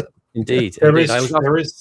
Sorry, I was just going to say, I asked Ben Pyle about this, our friend who came on with, who did eco stuff with All Watched Over by Machines of Loving Grace, and it's not exactly sort of clear really about these sorts of connections. Obviously, there's elements where in the early 70s, the Russians were kind of outliers, but then these things became more powerful in the West. People like Paul Ehrlich created these narratives of industrial predation on the planet, and so this obviously was flagged up in the minds of China and Russia as being a potential problem. One of the things that I like about the history of the Soviet Union that has always amused me greatly is that one of the very first things they did was basically ban unions, which is hilarious if you think about it. No, they didn't. To be strictly fair, they didn't outright ban unions. They simply said that all unions must come under the control of the party, and also that everybody has to be part of a union. And I think it was called the All Union Central Council of Trade Unions. So if you were part of a union, you were de facto part of that, and also they had oversight of everything. So it wasn't really independent. Like, it had no, think about it, it was just another function of the state. So they couldn't organize a strike, for example, because it was still controlled by the party. Yeah, So, and that was, and part of the KGB's agenda was actually, one thing was to sort of they were aware of kind of simmering nationalist resentments that were breeding, but there was also an element of them, they wanted to keep out the liberal activists from Moscow from coming in and mobilizing popular discontent in that way. So, AA, do you look at this scene here and think, well, when are the vans going to turn up? When are the boots coming out? Because this is left deviationism, isn't it? well, I mean, it's got to, ultimately it's the fault of Gorbachev, because he allowed this. It's Gorbachev, not Khrushchev. Well, ultimately he allowed this situation to spiral. But didn't Simon say he was trying to prevent all this? Gorbachev was trying to. Yeah, but it's still happening, right? And what I'm saying is, this not repressive enough, or what? This just wouldn't have happened. I mean, it wouldn't have even happened under Khrushchev. Khrushchev was a bastard, by the way. He was a. I think one of his nicknames, like the Butcher or something. But he was a hard man in his earlier career, Khrushchev, right. and a local organizer in Moscow as well. So he wouldn't have. They just wouldn't have allowed this to happen. They would use every tactic going to disrupt the organization on the ground, and they kept extremely close tabs on these sorts of things. I mean, remember that the Iron Laser and people like that, they all had their starts in like on the ground organization, so they knew, when something was rumbling or something's happening in Moscow. All right, let's stick Vlad down there. Go and rough up a couple of the bosses or whatever, and then it wouldn't, like, they would have it under control. Whereas clearly by this point, and under Gorbachev, I mean, well, it's already over. It's already over, basically. Yeah. Just a chap in the chat who's saying, what's Simon on here with this? It's the theory about the coal. I mean, I'm sure there was coal that was abstracted from the mines and, perhaps used privately, as you might suggest there. And certainly they made sure, the strikers in Vorkuta, that they kept the city's supply of coal running, and that's all fine. What I'm doing here is I'm just sort of ventriloquizing stuff that comes up in the research. There were various theories. That particular one I'm saying there was from a guy called Clifford Gaddy at the Brookings Institution, who was talking about the way in which it was more difficult for people in the coal mining sector to translate their coal into tradable goods. I mean, maybe to an extent, if you had bulk quantities of coal at an oligarchical level, you could use that to gain economic leverage. But probably ordinary people shifting up tonnages of coal from underground and taking them home and trading them might have been, it literally coals to Newcastle, in that situation. I should also mention, just to go back on the de facto banning of unions. I mean, obviously everybody was part of a union, but one of the first things that the party did was they removed the constitutional right to strike. So you have no, like, you were a part of a union, but you have no right to strike. That's not sanctioned, and also not allowed by the state. And one of the things that Gorbachev did in Perestroika is he permitted strikes, and hello. Something I really wish leftist authors would be more honest about is that they always have this knee-jerk sort of blanket response to fascism, which is just no, evil. It's just capitalism in decay or whatever it is that they call it. Whereas I think there should be a much more rapprochement I mean, surely if you're a leftist, so other than just sort of, jealousy that it wasn't your guys, surely you could look at, Mussolini's Italy or certain parts of the Third Reich or various other kind of technocratic right-wing states that more or less did all the exact same stuff with their labor policies. One massive union, striking is illegal. You have to work vertically with the managers. I think there could be much more cooperation on that front. Well, I think Stalin genuinely did look at the fascist states and drew inspiration and learned from them. There was a whole institute in Moscow and with a branch in Rome. Obviously it didn't. There was problems there because of the enmity between the two sides, but there was like an Italo-Russian study group set up for a while. I don't know how long it lasted. And yeah, because, well, to be honest, it seems to me that they're working towards the same end goal, the kind of state free from bourgeois liberalism, especially Mussolini, who was much, much more influenced by leftist ideas than what we call rightist ideas, And he was a left-wing socialist until partway into the First World War, wasn't he? Until the socialists threw him out.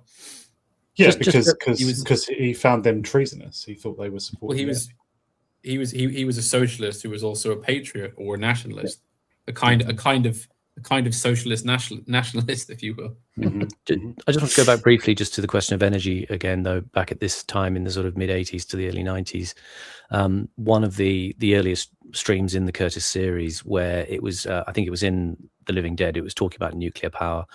I was listening the other day, and AA, you were wondering aloud about why it was that nuclear aspiration kind of felt like it stalled at some point and wasn't taken any further. There was a sort of nuclear frontierism in the sort of 1980s, which then, obviously, things like the disasters that happened. I mean, I say disasters, but I mean, I remember things like Windscale being it was before I was born, but I mean, the Windscale disaster in Britain and 3 Mile Island.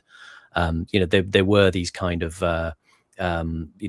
these were the bad things that could happen with nuclear power. So it was kind of quietly put to bed. But why? Because in a way, all of the visions of the future that we had in Britain kind of were underwritten by this sense that we were going to have unlimited supplies of power that would be cleanly tucked away in a sort of modernist, concrete nuclear power station somewhere with a very minimal footprint.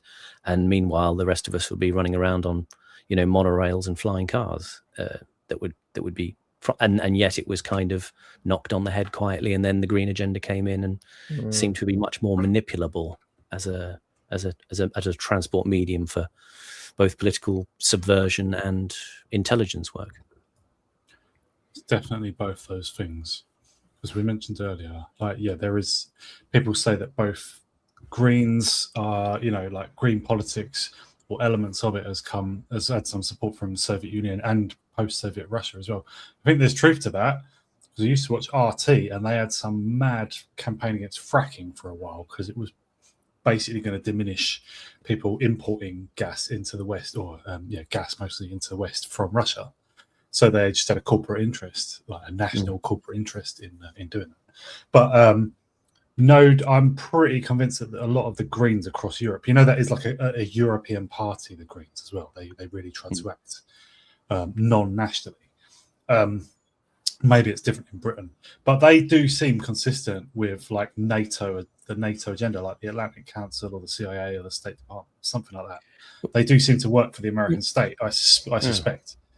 Yeah, the thing about the Green cause is it's a great vehicle in the UK for, first of all, you remember you had those cases a few years ago of police who were being investigated for getting into very heavy relationships with women in the Green movement, and there were undercover cops, the undercover police. Yeah, on the one hand, it's great for sort of keeping eyes on whatever subversion is going on by the Greens themselves, but also because of this sort of Antifa alignment, it's also a good way to have sort of deniable aggressive operations against what you think the far right might be doing. So in a way, it's a great camouflage. Counter-gang. Yeah, there you go. Oh. Interesting. But I wonder if they do the same the other way around as well. My feeling is not, because they can kind of. I mean, it could be, but also notable that like people say that Greens before I think the 80s was totally open to right, left, or centre. It didn't matter. You could be a fascist, you could be anything, as long as you were pro-ecology, I think was the term. My sense is the radical left was always more amenable. I once worked in a hospital, and one of the consultants who I was quite friendly with he told me he was basically recruited by a special branch in the 70s at Oxford to report on the student Maoists he was involved with. He kind of laughed about it, but I mean, it seemed it's a much more soft entry to radicalism than, trying to join the local branch of, I don't know, the National Front or something. And we watched in the Mayfair set, there's a little passage of that about the machinations of certain intelligence agents in controlling trade unions as well. Yeah. Sorry, yeah, it was both, wasn't it? Yeah, and people like Sterling was running people, and it was and that was to do with trade unions in Britain in the 70s. There seemed to be some real concern that trade unions were going to attempt a revolution or something. Yeah, or run peacenik movements again.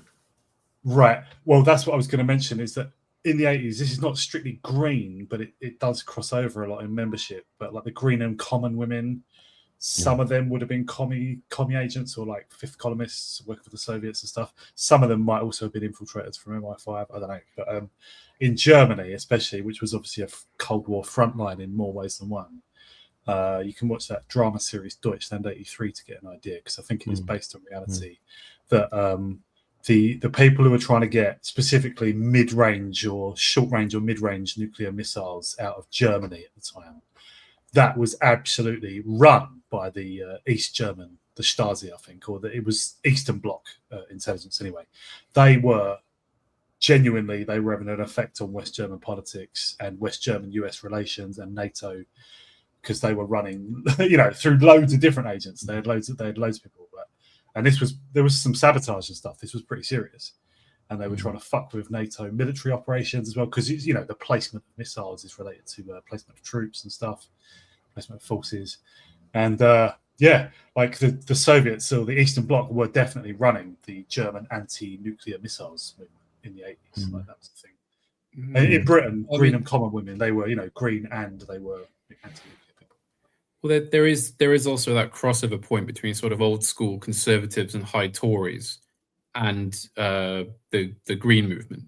I mean, Tolkien's probably a good example of that. I mean, I was sort of thinking to myself recently, I wonder if Tolkien and Greta Thunberg would have been friends if they were around in the same year.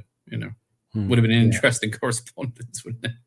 Because I mean, there's not a huge difference between what they thought about, industrialism and building power plants and missiles and things. When you actually get down to I think that writer Rupert Darwell, who Ben Pyle knows, has done a lot of work on the mid-century Germans, and that distinction again between what we think of as modern environmentalism, but the earlier forms of people who had just had ecological concern.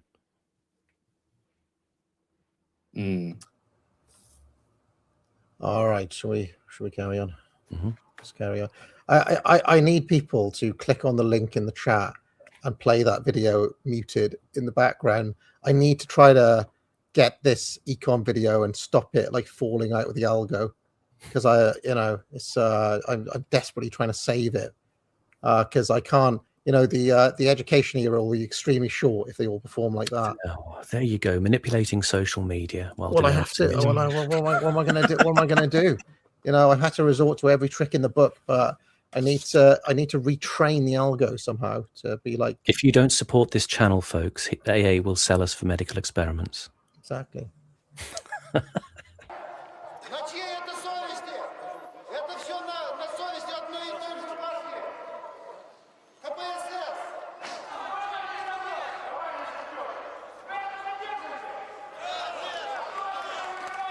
You can tell this is late stage Soviet times, because this just would not be possible before 88 or 89. I mean, there's emergence in that, SS thing there. Ukraine, the sort of burgeoning resurgence of nationalism was going on at this time. And the KGB were concerned about that as well, because they claimed the Ukrainians were sort of profiteering off the process of glasnost. I mean, I would like to see AA look into the non-Western parts of Boomer Truth, because Putin, for example, is a huge sort of Russian liberal boom of truth. Well, there's Russian, but Russian boom of truth is different though. It means something different over there. It's more. No, it's still basically less, just it's fascism less bad. Yeah, but it's for different reasons. It's fascism bad because they kill loads of Russians, not because of various other things. So True. Just got more reason to be angry.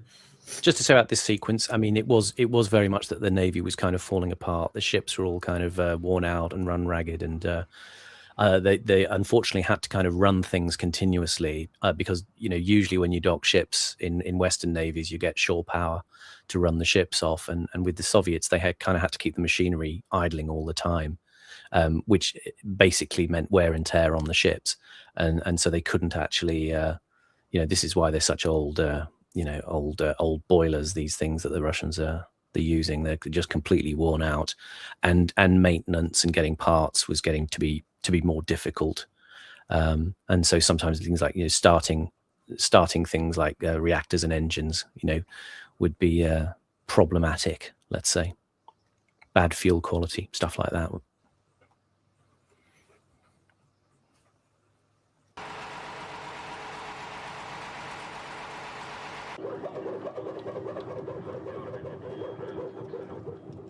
It's actually shaking its head. It's like, I'm not doing it. I'm not working. Yeah. Don't quite know if it's going wrong or if it's just like a gun is calibrating and doing its little routine. It's very R2-D2 like, isn't it? Yeah. Yeah, it's a bit Dalek. Dalek, yeah.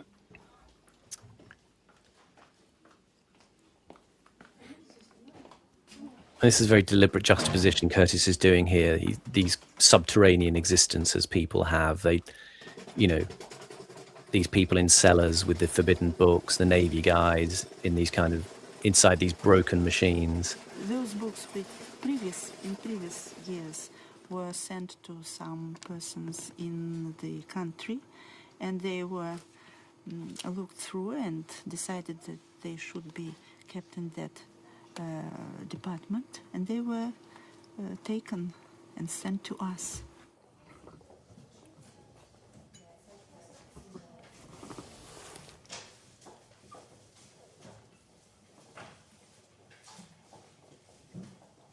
Subversive literature. Literally just die in Charles's royal wedding. I mean, it's essentially trusted academics and government officials could get in to sort of look at these collections. But the interesting thing you notice is, it's James Bond books.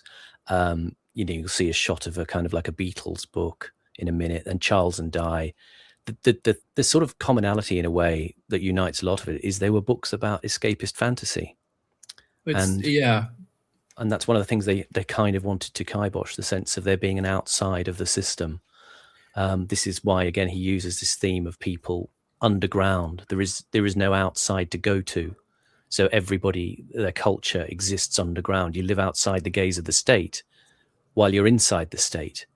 And this idea of trauma is what he's talking about, this mental confliction of that tension played out over time. And in a way, again, he's talking about where we are as well. There is nowhere to go outside of the state. You're still within it. As AA says, you're under the gaze of the state. One of the things I'm imagining is poor little Boris or poor little Vlad or some other Russian names. Dmitry. Dmitry. I can't do a Russian accent. Daddy, watching Roger Moore Moore era Bond films. Daddy, why are we always the baddie? Why are we always the bad guy? Because every villain in all of those films is Russian for about 15 years straight, as far as I can remember. All of the 70s Bonds have got Russian baddies, don't they? Yeah. Well, was Scaramanga the main baddie in one of them, or was he? That was Man with the Golden Gun. That was Man with the Golden Gun. That was Christopher Lee. Yeah. But didn't he have some Russian? I feel like even he may have been working for the Russians on the slide. It's like instead of Spectre, hovering in the background, the more Bond movies have always got like a KGB agent or some sly Russian involvement somewhere. Smersh, that's it. Smersh was I think it was a real agency. Smersh. Spectre. Smersh was the intelligence agency. They're always sneaking around the Russian. They even get, what's that one with the voodoo the voodoo element. They're even in that somehow. Baron Samedi. And the one with the baddie with the island in the Caribbean, I think he's still linked to the Soviets, isn't he? Still linked to the Spectre thing. Is that the only living sure, Dr. No, yeah. I'm pretty sure that goes on all the way until like what's it, the Timothy Dalton era. Even that's to Russia, even the Piers Brosnan ones have Russian baddies, don't they? GoldenEye. GoldenEye. Yeah. What's that? What's that woman who crushes your head with it? Then on a top. On a top. Yeah, she's Russian. And you see the Soviet star in that, I think, as well. They're still using like Soviet equipment with iconography. But it's kind of the transition period towards organized criminality that is kind of feeding off the back of the decay of the Soviet state. The GoldenEye plot is fucking dreadful. Like it's one of the best Bond films, I think, but it is terrible. Isn't there a Russian good guy in that as well, though? Is that memory still? The Robbie Coltrane character. Yeah, he's Russian, isn't he? Yeah. Yeah. Alan Cumming is one of the baddies. He's like the minor baddie in it as a Russian. The computer nerd guy. I thought he was a good guy. Or does he double cross them? I thought he was working with them at the start. The Alan Cumming guy. He's like a cowardly rat sort of. Yeah. Oh, he rats them out. Okay. Right. Yeah, he gets frozen. Yeah, he's definitely a baddie. He's got the exploding pen thing as well. It's stupid. It's nonsense.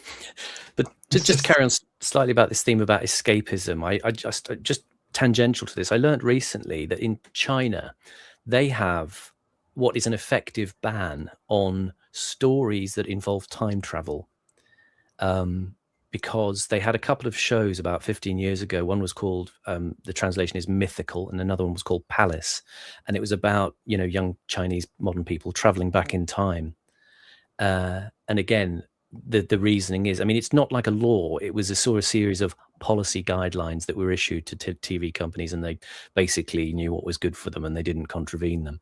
But you can't do themes of time travel because, again, it's about escape from the current regime. Do you think Star Wars will bring that in? You're not allowed to. You're not allowed to go look at the 1950s because it reminds you of how good the country was. Doctor Who has just literally been axed. Hang on. Because was it? Yeah. Well, they I think whoever owns this announced they're not renewing it. But basically, really. Yeah. Well, Russell T Davies has screwed the franchise, I think, and so the Black Doctor and the Woman Doctor didn't work out, eh? Funnily enough. Well, the whole escapist thing, especially this frame here of a British royal wedding, was very significant in Russia because they had a huge campaign from the 30s to the 50s of extinguishing imperial nostalgia.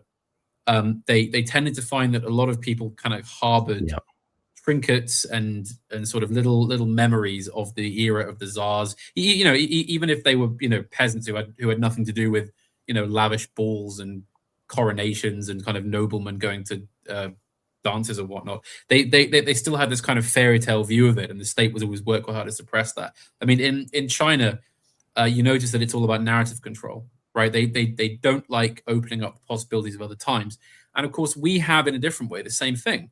Yes. Right. In which we do the woke kind of blackwashing stuff, right? Where you go back to mentioning Doctor Who is a huge culprit of this, right? Where you go back to 1820s London and it's got the same racial demographics as modern London without any kind of tension or chaos or anything like that. And I believe one of the writers of recent Doctor Who was on record as saying, well, yes, we understand this is complete fiction, but we have to do this in order to make history better. We can summon forth a better version of history than what we did have. And that strikes me as a very Soviet attitude, in the sense that you have to deny the possibility that there ever was that world that the people might secretly yearn for. I'm a big fan of the writer Mikhail Bulgakov, who his politics are never made exactly clear. But I think it was not so much in the case of being a kind of conservative monarchist or even really a liberal, just more in the case of he had a very dandyish aesthetic sensibility, and it came through in a lot of his work. And he was constantly being hounded by Soviet authorities, though Stalin curiously protected him because Stalin was a big fan of his novels and plays, and he used to ring up to his flat and kind of it would be midnight and the phone would ring, and this troubled sort of hounded writer would answer the phone and it would just be Stalin on the other end going, "Hello, it's Stalin. I'm just ringing to see how you are." This kind of. But this all regimes do it. And following on from what you're saying, Stalin had a few drinks, started dialing numbers. It happens. I think he did. He did actually do that. Yeah, sorry. Dialing dictator. No, I just want to follow on from what you're saying. You're absolutely right. I mean, it's a theme Curtis has covered before. He focuses often on this idea that comes from Thatcherism, that she said basically there is no alternative. This acronym TINA, T-I-N-A. There is no alternative, and then latterly people like Fisher talked about capitalist realism. You can't imagine there being an outside to the system that you're currently in. Yeah, and he uses the Soviets with hypernormalization as an analog for this sense of the constrained episteme, yeah, that you're in now. And so the things that are happening that we find in the current moment in Britain, it's this thing of cutting off all the avenues of thinking of another way of living, keeping you in that leash that's been established. That's why they hate X the last few years. Because another world is possible, said Elon Musk. Yeah. And soon these libraries here, they were called the Spetskran, libraries, the special depositories, and soon a copy of The Populist Delusion will be in that library. Prophets of Doom, Forbidden Books. I was clocking Novara's slogan from Corbyn's time, another world is possible. I don't know, maybe they still say it, but they would have events, And it's referring back to Thatcher, basically, because they believe they're living under austerity, in the 2010s. Yeah. Now, probably. It's surprisingly hard to find Doctor Who ratings, by the way. I'm trying to figure out. It's just, I think they've moved. They're suppressing the numbers. I'm trying to find out what the viewing figures are now, but it's just. Well, I think they've been burying them. They've been burying them for a few years, because I was chatting to Millennial Woes about this, because we're both sort of morbidly fascinated by the person of Russell T Davies, who's been the writer on Doctor Who for quite a while, and he's according to Woes, as soon as the show started to sort of veer more towards a sort of openly woke direction in the kind of mid-2010s, it started massively obviously losing viewers, because people don't want their 5-year-olds sitting and watching something about a gay black man in a kilt, and of course they in order to, again, it's comes down to narrative control. No, the viewings are higher than ever. They're what they've always been. Can we see the stats? No, you can't. I finally found them, by the way. If you're interested, they're cratering, aren't they? Is the website? Is it on pravda.ru? This is the Doctor Who statistics, and this is the average rating across the number of episodes. So you can see in the peak of the Tom Baker era, they were getting 10 million, which is not actually that good. I mean, EastEnders broke that on an average night, didn't it, Simon? EastEnders used to regularly get 20 million. That's a little after the Tom Baker era, into the 80s, but and then 13 million, I think, were good numbers for shows back in. Okay, so you can see the the era when I was a kid, when we were kids, Horus. Who was that? The guy with the question mark? Sylvester McCoy. The McCoy era was a low era. Look, they were low ratings back then. I think the fans generally think that era is a bit crap. I think, from what I gather, it was kind of. To be fair, it was pretty nerdy to be into Doctor Who when I was a kid.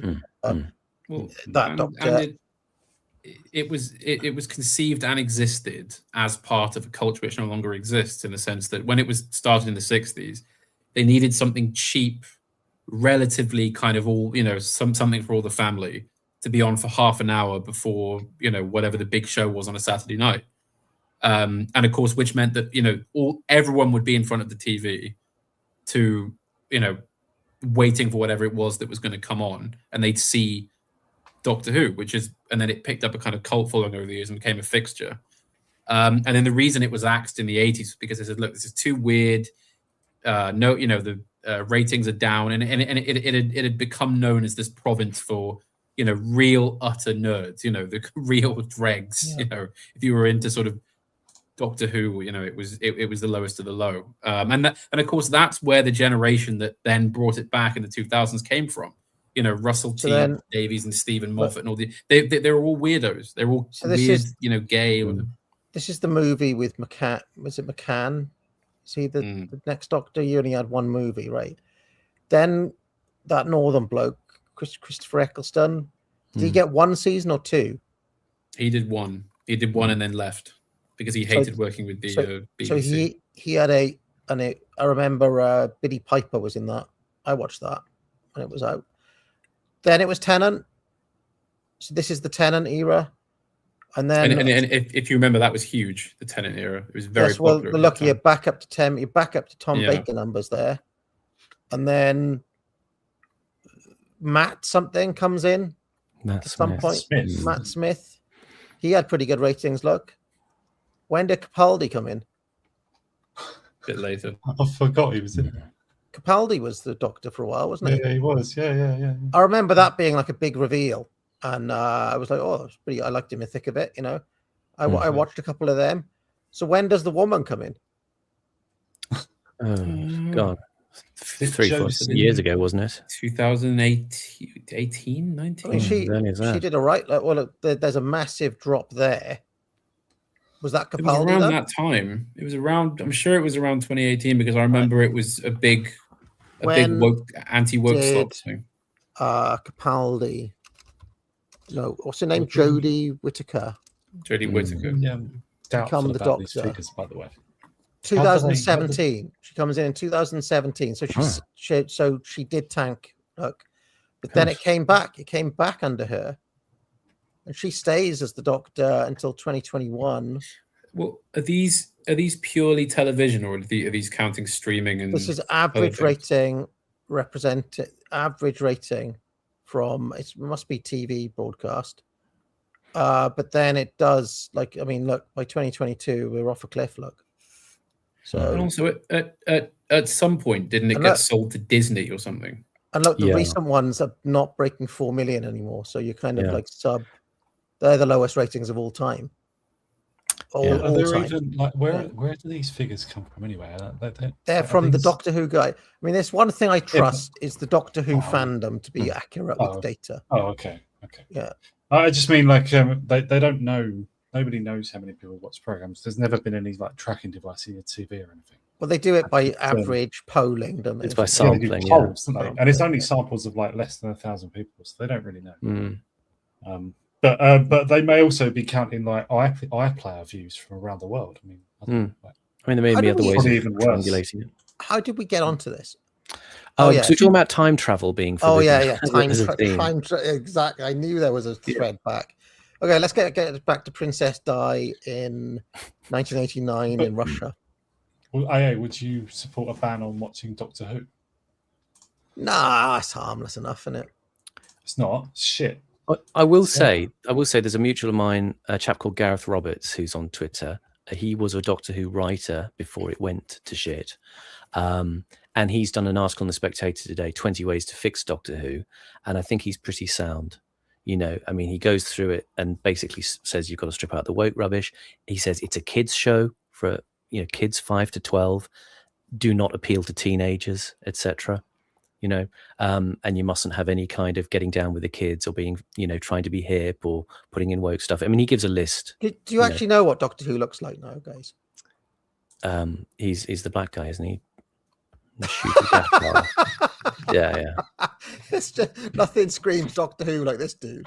So literally screaming. Well, it's a perfect lesson. It's the person of Russell T Davies taking over a show that to him, he writes about this endlessly, was a source of confirmation of being an outsider. Yeah. He always saw the Doctor as this gay icon who was just like him, who didn't fit in, and then he was just allowed to run rampant over it and turn it into his own personal fantasy. That was it. For the person in the chat, I'll put a link in the chat so you can have a look at that article if you want. Gareth's a nice chap. He is a gay man himself, but he isn't woke. I can think of 3 people I know who love Doctor Who and still watch it two of them are gay, like living with a man and stuff, and the other one is like into like being weed on and booted and stuff, and like bloody hell, fetishes. So yeah, it's just it's a paraphilia thing. So. Yeah, sorry, chat. I can't put that link in the chat. It doesn't let me. So never mind. I'll post it on my Twitter. Why? What's the link? Because Doctor Who's just like a kids sci-fi show. Like, how you get him from like? Why is it being played in dark rooms in clubs in Brighton? Yeah, like, but how we get him from that to Doctor? Because Doctor Who's like a very benign kind of. Because he's a flamboyant man who's he's played by a human, but he's an outsider. He doesn't fit into the norms. He dresses up in all sorts of wacky costumes, and he has lots of charming female company, but doesn't sleep with them. You can see and it fits into the sort of woke agenda, because I mean, you know, the bit in Silence of the Lambs where Hannibal Lecter talks about, you know, why does Buffalo Bill stuff the pupa down the throats of the victims? Because the idea of the pupa is it turns into beauty. You know, Doctor Who is a show about this character who transforms all the time. He changes his physical being. It's a perfect vehicle for, I mean, there's a lot of trans investment in Doctor Who. And you also have to remember that there's always a colossal correlation between transsexualism, strange fetishes, and autism. So it's a reason that loads and loads of sort of tranny Twitter posters went on to become huge NATO shills who discuss, you know, US jet weaponry and missile systems, you know, obsessively. It's because there's always a crossover there. So, you know, Doctor Who is a show that attracts enormous autism, and so hence the freaks go and become beautiful, in short and crude terms. Oh man! All right, let's carry on. Some of my best friends are gay. Some are even trans. Nothing wrong with that. No, there's anything wrong with that. Yeah. Exactly. Show about nothing. The mark of the censor, and this is the call number of the book, which is. I've looked into My Little Pony. I'm well aware of the My Little Pony lore because my daughter's into it. I actually really dig Friendship is Magic, and that I think it's a great show. Here's how it starts. I don't really understand why men are into it, or let kids stay innocent. I don't understand why anybody who's not a little girl would be into the show, but you know, it's a good enough show for what it is. The place of the book. Do you remember Yiz, the eunuch? Do you remember her? There's a character in My Little Pony who every time I see her, I think, if I met Yiz in real life, I bet she'd be like that. It's the one who like loves parties and it's always kind of like really got lots of energy. What's her name? Pinkie Pie? Is it Pinkie Pie? Pinkie Pie. I think Pinkie Pie and is a kind of spiritual cipher for Yiz the eunuch. She was always so full of energy. Remember? Excitable. Yeah, I haven't seen her around for a while. You know that bit at the end, near the end of With Nerd and I, where it's like it's after they've been playing cards and they've got really pissed and gone to bed, and there's a knock on the door, and it's like, you know, it says the thing about I mean to have you, even if it boy. And, yeah, but boy, oh my god! So yeah, that's the most sinister growl I've ever heard. Like a little bit of discreet eyeshadow on. I know you're awake, boy. Yeah, the that bit, like where he's got a little bit of rouge and a little bit of lipstick on. That is next time we see AA, based on his My Little Pony. Oh come on! I got a daughter. That is. Oh, honestly. That's how I picture it. I'm not saying there's a guy in the chat. There's a guy in the chat called John saying X is great. Go on, sell me on it then. We're going to carry on. I want to see you give me your best argument and put it as a syllogism, right? You know, 2 premises and a conclusion, and make sure it's logical. And I will assess your argument before the end of the stream. It is still great for virality. Who cares about being viral? Who cares? What for? By the way, about this woman here with the sort of the library of samizdat, you could say. Yeah, I suppose they wouldn't call it samizdat, but well, yeah.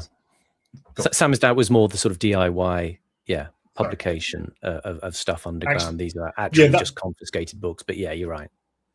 Yeah, samizdat was created knowing it would be illicit, sort of thing. Yeah. just this. Do you reckon this is like kind of this scene here, this library with no natural lights? Do you think it's quite a cozy little job? You know, if you're going to work in the Soviet, you could be working down a uranium mine without protection, or you could be, like working in a dangerous rocket plant or something. And like there could be all sorts of terrible jobs, or you could just be keeping a little library. She's got I've always thought that some people get to hide out in little government functions, don't they? Running like little. Yeah, I've always thought that it wouldn't be nice to just hide out in a kind of, just got lucky. Just get one of those jobs for life. How did being middle class work in the Soviet Union in the sense that, I mean, even in that society, you still have like a de facto hierarchy with, if you're working down a mine, you're probably not going to be a member of the cellists union, right? In the sense that, how do you become a writer or a poet or a painter? They did an awful lot. Comrade Stalin did an awful lot of making sure that normal workers were. I mean, they were constantly being called up and given medals and being like, oh, look at this guy, this guy, he did so many tons of coal and therefore he's a great friend to the realm. And they used to give them, can't remember exactly what it was now, but you get like a slightly nicer, you get, there were grades of getting kudos. This guy is like a champion worker. He's a star of the Soviet Union. You may get little perks at a local level and possibly a nicer apartment and respect and things like that. So they did have a way of trying to like champion, recognizing merit within the system. Yeah, champion, and it was that was the role really of that guy Kalinin, who was he basically spent his entire life going around and giving medals to normal people. It was a huge deal there. Yeah.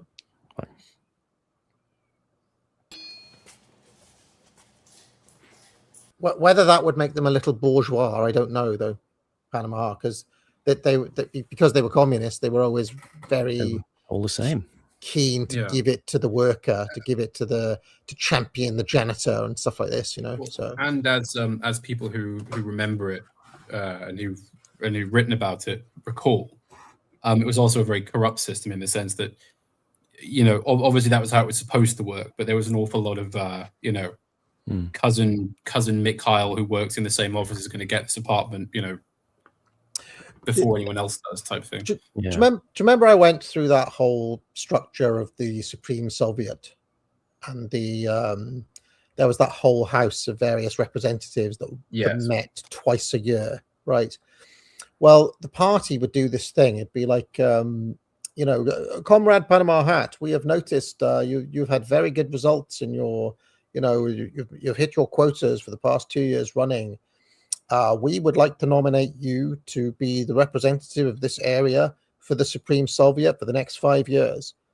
Great honor, basically you'd then be elected as a formality by the kind of local thing. You would never say no to the party, right? So you'd be like, oh yeah, greatly, I'd go it. And then you'd get like a 2-week jolly to go and convene and vote in important affairs.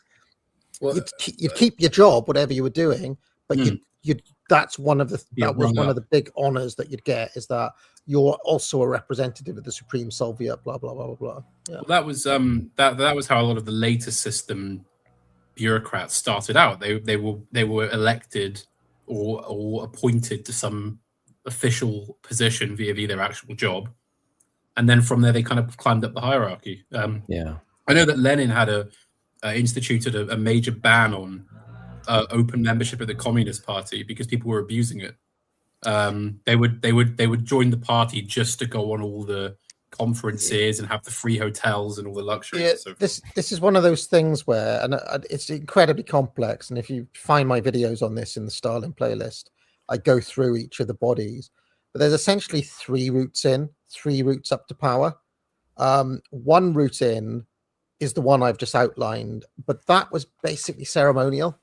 That's basically like you're on a path, but it's on a path to nowhere really. This doesn't get you into proper power. It's just for show. Then there was the path up the other one, up the other track of the actual government, which is a lot of people did come through that way, like Khrushchev and people like that. That was another route in. And then, of course, the third route was through the party itself, which had its own apparatuses. So, for example, you know, you could work your way up. You could write for Pravda, become the editor of Pravda. You know, from there, you know, you granted some other post in the central committee, and you could work your. I mean, that was Stalin's route up. So there were 3 different things. And what happened, I believe, after Stalin died, is that third route, the one that was mainly ceremonial, became more of a thing. And especially under Brezhnev was quite big on making that third strand like an actual thing. And if you have a look, they swap round the roles once in a while. And do you remember like late Brezhnev, where he's wearing the uniform when he's like really quite an old man? He's got that Kalinin role then, but at that point, it's not just ceremonial; it's actually a power center by that point. So that's something to bear in mind. By the time you get to this era, God knows what's going on. I think it's all like out the window by this point. But it was by the late 70s, early 80s, that had become a thing. Andropov had a little go in there, and you know, it was like another power center that had accrued various things to itself over time. So anyway.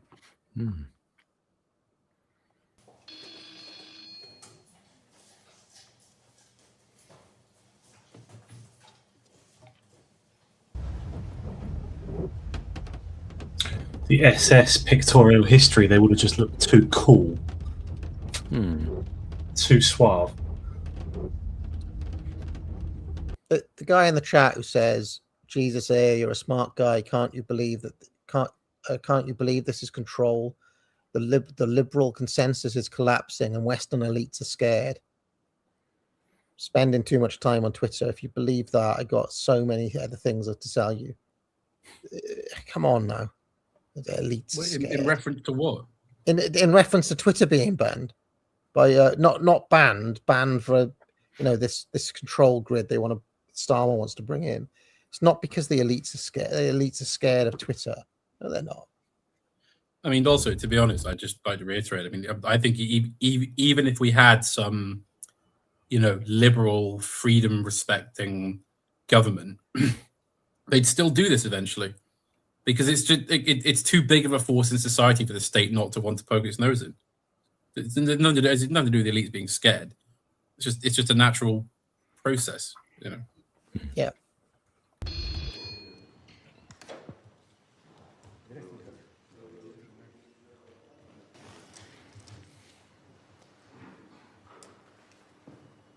I think this is about June 1990, where he's meeting Thatcher. She went quite a number of times to meet Gorby.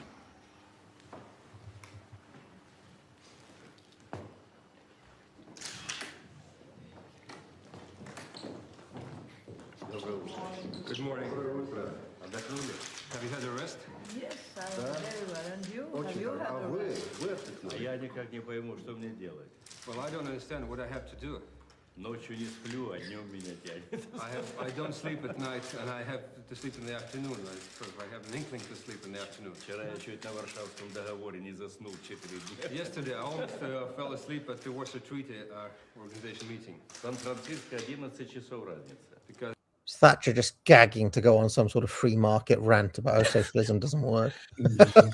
If you just allow more freedom, you'd sleep fine, mate. You wouldn't need to nap in the afternoon. The thing, this is the thing, because we've broken it up by talking a bit, but again, this is thematic to this sequence that Curtis is talking about time. There's this little exchange in here about jet lag, because what's happened is Gorbachev has just come back from a Washington summit with Bush, and he's talking about, he says, I think they translate it here, he says it's okay going to the West, but it's always difficult coming back to the East because you're going backwards in time.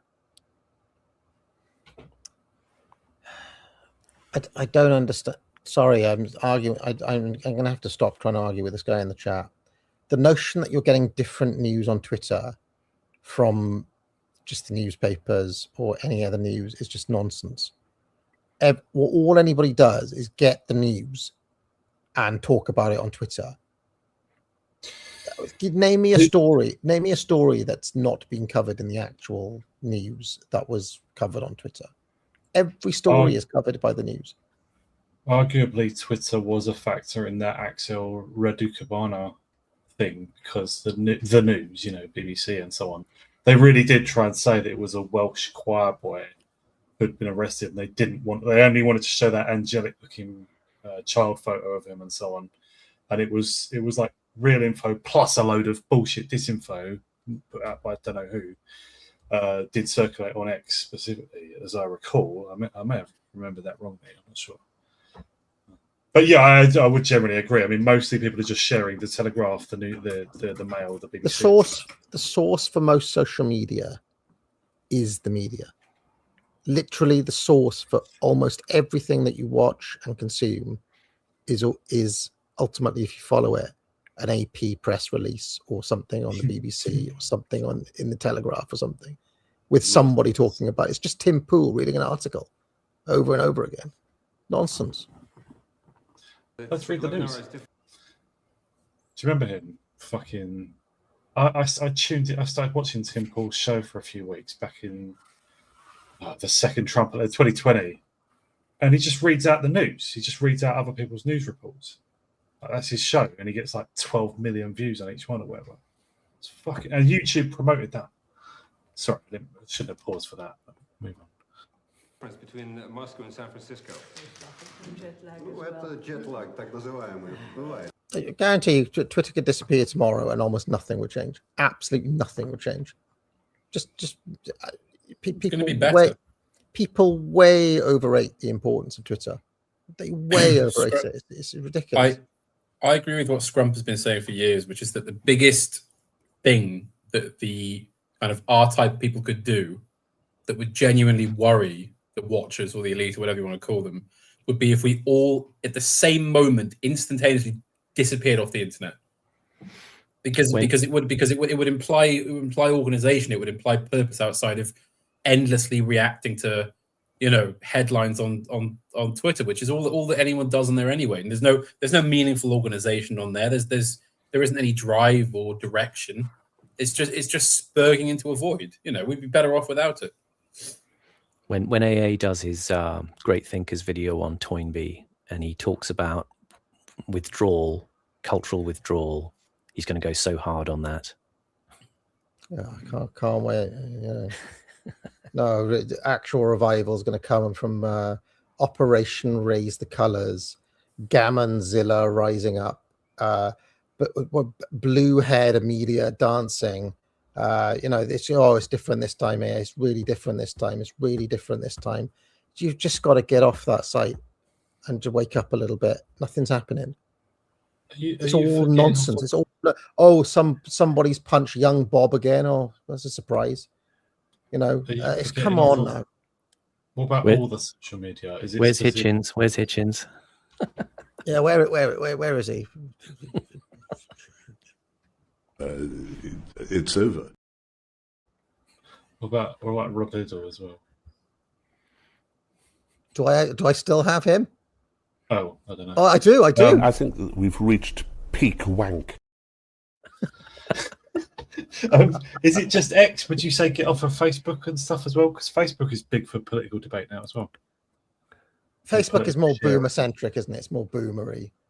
I don't know. I haven't been on Facebook in a long time. I've always just kept that as a personal. I don't see people talking about politics. No, I imagine it's changed. It's the last couple of years. It's really changed. Facebook is now a major place. Like this is a headline yesterday, admittedly, that I saw on X, but Farage is alarmed. Apparently, according to this headline, Farage is alarmed and about they're just being defeated on Facebook by Lowe and Restore.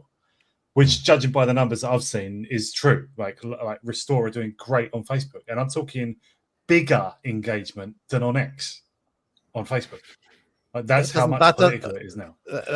Fine. But I'm just saying. I understand that it may still just be worthless because we're all still just like letting the news lead us by the nose, and we all just react to what the Telegraph has said and stuff. I agree, but would you say people should get off of that?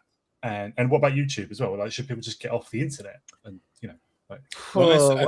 I I mean, when we say people, I don't think we mean like the average boomer who's going to be on there anyway, whether or not they support, restore or reform. I'm talking about, people in our sphere. I'm talking about people in the know. There's no point in us being on Facebook trying to support Rupert fucking Lowe, is there? What's the point? Well, I mean, it's the same as engaging with a Lowe post on X or anywhere, or like. But it feels like there's a mental battle of morale that's a part of the great, much bigger picture. Like sometimes just demoralizing people by, it does seem to me like debate on X has affected things. Like I believe that I saw this quite early, like kissing my own ass a bit, but like I started off the hashtag when hashtags were a thing, start the deportations. I started that about 8 years ago to just deliberately just to introduce the word deportations, again and again into people's conversations and minds and stuff. It didn't catch on a great deal. It has now, not from me, but just the word deportations or millions must go and all this. But I do think that drumming that, just literally just repeating it like a banging a drum, obviously it took loads of people, has actually come into national debate, not just on X, not just on Facebook. It's a commonplace now, like to talk about sending people back. Like I think that social media, just being repetitive on social media did affect that, did help bring that about. I don't see where else it came from. I think it did come from people like us. Maybe I'm just completely dreaming. I think there has been a groundswell of pressure that comes into the discourse, and I know people in some group chats are pushing it very, very heavily by organized posting, and those people are tending to push it towards reform as the kind of quote only viable option to go forwards with. Reform or restore? To reform. Restore is there as an antagonist narrative. But the general push seems to be towards getting Nigel and getting reform in place. And of course, anything that, sort of breaches the threshold of Nigel's awareness. He does a little video and he says, there, don't worry, I'm on the case. And we all know, of course, he's not going to do anything about anything. But, and also, sorry, Simon. No, go ahead. All these people that are now pushing towards restore as well. It's such an obvious trick. I mean, these people must be... I mean, they must not remember 2019. We've all got to unite behind a right-wing figure, and this is it. This is our big chance. And what do you end up with? You end up with Boris. I mean, all three factions, Restore, Reform, and the Tories, have heavily signalled for a while now that the plan is to do a merger. There'll be a big, broad tent merger, and the left will probably do something similar. And if they get in, it'll just be more of the same. I don't see how people can think Restore is the solution, and I don't think they could be turned. We all like the idea that men of principle would get in, and maybe we feel there are some men of principle out there. But as Panama says, I think the nature of the system and the circuit, the feedback that goes on is weighted in favor of a certain containment force that we've long established on this channel. And we can see is being enacted before us, such that certain issues are coming up, and they're getting Nigel's acknowledgement, and he can then sort of do a kind of performative reassurance about everything will change. But again, this is the message we've had for decades, that everything will change once people take power, and of course we know that nothing changes. So, I mean, I remember very difficult not to be cynical about that. Every single thing people now try to convince me about Rupert Lowe, where they go, oh well, he wore a tweed cap and he stood in a field and he's look he says this and he's sincere about this. That was just Farage and like pre-Brexit. That was just what everyone said about him. He has a fag in the pub, and he's really sincere about Eurosceptic, blah blah blah. If you push energy into if you push wood into a wood chipper, it makes wood chips, right? It doesn't matter if you push Goebbels himself into the wood chipper, right, into this political machine. It will. You can't make gold with lead, as no matter how hard you try. You can't come out that way. Just to briefly cap off what Panama is saying, I just want to say one last thing is, for me, I'm sticking on Twitter because there is a utility to being able to communicate with people and, DM and, organize streams and things like that. There isn't any major sense of being engaged in political organization that I can detect, or certainly that's open to people like me, let's put it that way. And I'm kind of relegated to a sort of cultural sphere, which is fine. I enjoy it. It has utility as an instrument for me, but I don't emotionally invest in it, and I don't use it to kind of process my outrage or my anger or my frustration in the way that people are kind of leaning on it. You know, it's got a narcotic quality that allows you to do that, but I can't be bothered with arguing with people on there, or you know, trying to even persuade people. You know, I'll say what I think and leave it at that. I would just say though, like, I know all of you, and I have the audience that I have almost entirely because of Twitter. It just did not. That's how I first connected with the first few people who shared my videos 7 years ago, and got me my first sort of few thousand viewers. That was all done on Twitter. That's under obviously Dorsey's regime as well. Like and I'm connected with loads of people. I don't know how else I could have met them. And I just want to reiterate maybe better the point I made a minute ago, is that I said, right, start the deportations. That was my hashtag. But the word remigration would that have got? I do hear that from normies on Facebook now, here and there, right? It's still not that common, but like, that is the notion that, yeah, we can and we should send people back, which is breaking. That is taboo. That is breaking the usual allowed range of opinions. That is not permitted by the ruling class. That's not kayfabe. That was spread through social media, was it not? If not, how was it spread? I don't know how that word has any purchase. Like the notion of sending people back, I don't know where or by any other means that notion has got purchased than social media. We have spread that. That is our doing. That's Martin Zellner came up with the word or whatever, but you know, ranks of the rest of us have had some impact in spreading that, right? Is that not a social media achievement? Is that not something we couldn't have done without social media? My name is Simon Roberts. I'm a Twitter addict. I still feel we're engaging in hyperreal wishful thinking. You know, as a veteran of the meme war of 2016 and the great victory of Gamersgate and the bloody, you know, I mean, how many of these hyperreal things have we all been involved with? The elites were so owned, though. They were so owned. No, still, at the end of the day, with nothing that happened. 10 years later. Who thinks Gamergate was a win? That's the delusion. Everybody 10 years ago. That's bullshit. It was a loss. But it was the loss that triggered off loads of people. You're not seeing what I'm saying, though, Horace. This is the same. It's just the same thing over and over again. In the moment, it seems like a great victory. But because it just happened on Twitter, it's just ephemera. You understand what I'm saying? How did the word remigration get about? But like, so what? You can say what effect you can tweet remigration 100 times a day if you want, and it still doesn't.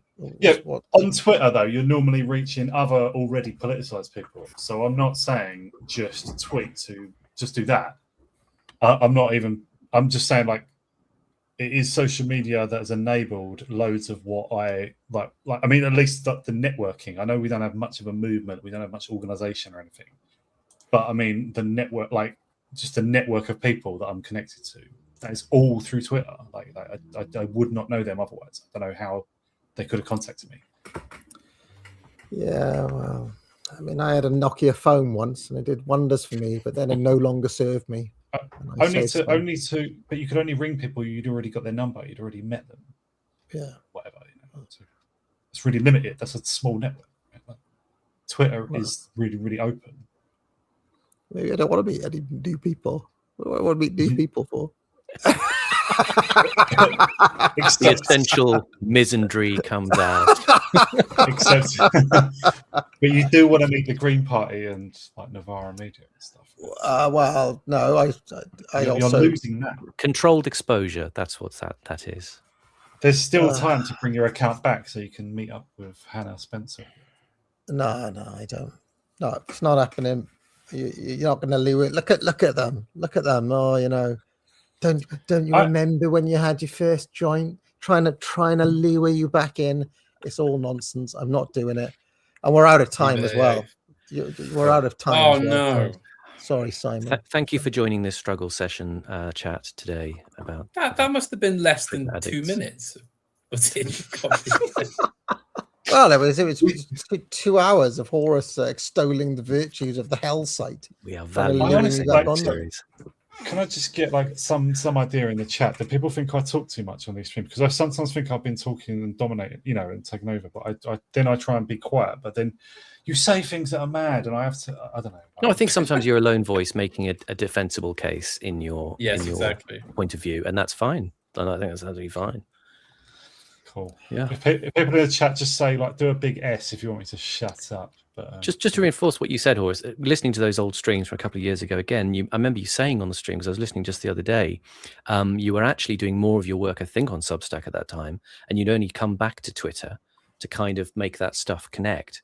And can I just say, I read your essay the other week, which I DM'd you about, and thought it was fantastically well told history. So again, I just encourage people to go and look at your Substack and read some of those essays, because the detail and the texture you get on the stuff that Horace researches in great detail is very well worth the reading. You won't necessarily read it on Twitter, you'll read it on his Substack. There you go. You're kind to say that, Simon. I appreciate it. I'm really glad you liked it. And the essay that Simon's referring to was called Resplendent Cosmopolitanism. And I can't imagine there's many pages on the web called that, so you will find it if you search those two words. Look at these absolute drug pushers. You won't miss it. Leave the site today. You'll thank me. Dozens, hundreds of people have thanked me and as they have also deleted their accounts. You should delete your account. You won't miss it. If you're on there, you won't miss me. It is absolute waste of time. Got to get back. Got to get back there. Got to get back. Etc. Finish the stream. Got to get back.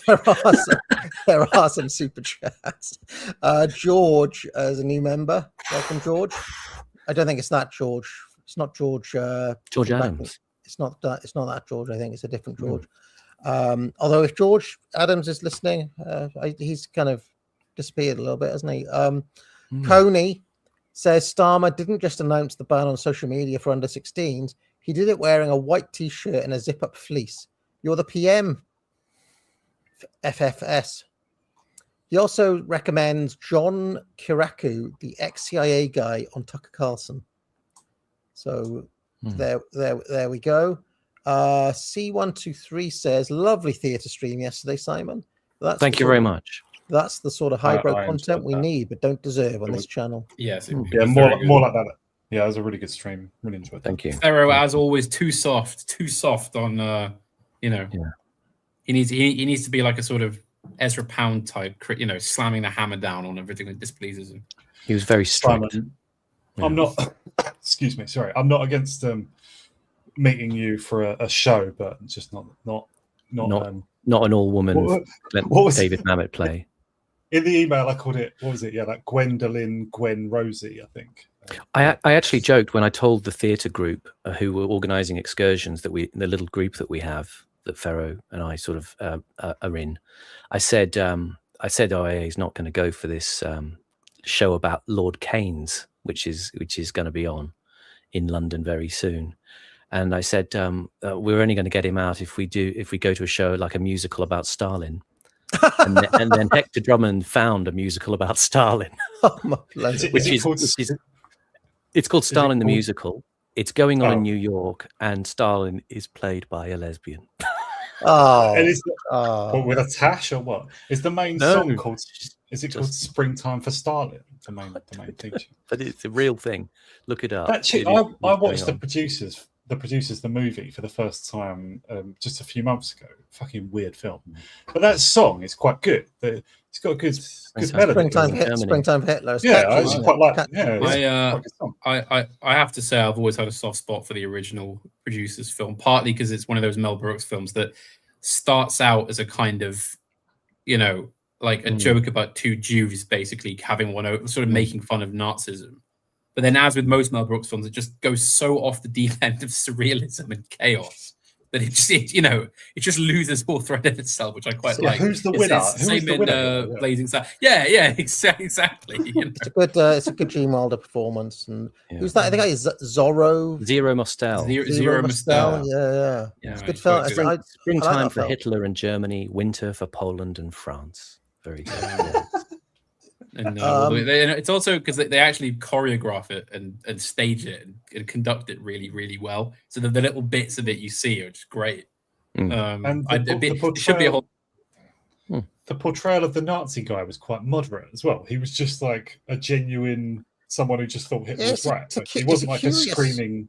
It's a very curious film, actually, in many ways. There is this guy. Somebody's requested. I haven't seen this guy in years. Deeply subversive. Do you remember him? By the way, speaking of Mel Brooks, the last I looked, he is directing Spaceballs 2 at the age of 100 this year. Oh, and I'm not think he's going to make it. Is Rick Moranis going to be in it? I hope so. Was it Dark Helmet or whatever he's called? I feel like didn't Rick Moranis just like retire and go and be a family man or something? I think he did. Yeah, it's interesting. He peaked in Ghostbusters. It also rather saddens me that this crisis of creativity is so deep that Mel Brooks is having to remake Spaceballs at age 100. It sounds. It sounds like you think he could have come up with something else to do if he wants to keep making films, And also because it's Mel Brooks, he's like the one person in Hollywood who could have anything made that he wants to get made. Infinite cultural recursion. Mark Fisher intensifies. I would rather have 5 straight years of awful films, but they all be sincere attempts at new things and have just the endless sequels and stuff. I had a moment like that watching a bit of the World Cup the other day when Germany thrashed that team like 7-1 or something. Some team had never been from the middle of the and all of a sudden it went over to their manager and it was like, oh, there's Dick Advocaat. I was like, what? Huh? Dick Advocaat? He was old when I was a teenager. What's he still doing? Real name. Dick Advocaat is like he's almost 80 and he's managing in the World Cup. Stephen Toast. My one thing about the World Cup is that whenever it's said, I say it in the Sven-Goran Eriksson manner, which I mentioned to you last week. The World Cup. The World Cup. And sorry. They mentioned it in my daughter's assembly, and she stood up in assembly and said, my dad says the World Cup. And apparently a teacher says, I remember Sven-Goran Eriksson. So a teacher got the reference. But anyway, go on. Didn't think it was Caribbean. That's interesting. Well, I wouldn't normally watch the World Cup, but as you know, I have certain links to a small South American country of Paraguay. And I was in Paraguay when they qualified for this World Cup, which was huge. It was a colossal celebration. The streets were, raining with illegal fireworks for about a week afterwards. And I thought, well, I'm going to have to see this through now. I'll actually watch them play. I mean, their first match was against the USA. Obviously, it didn't go terribly well. But I've noticed that it was being held in America, and they kept doing these hydration breaks. And I thought, I don't watch much football, but I thought this is a bit. This is a new thing, isn't it? They don't normally do a quarter because is this because it's an American thing and they like having quarters?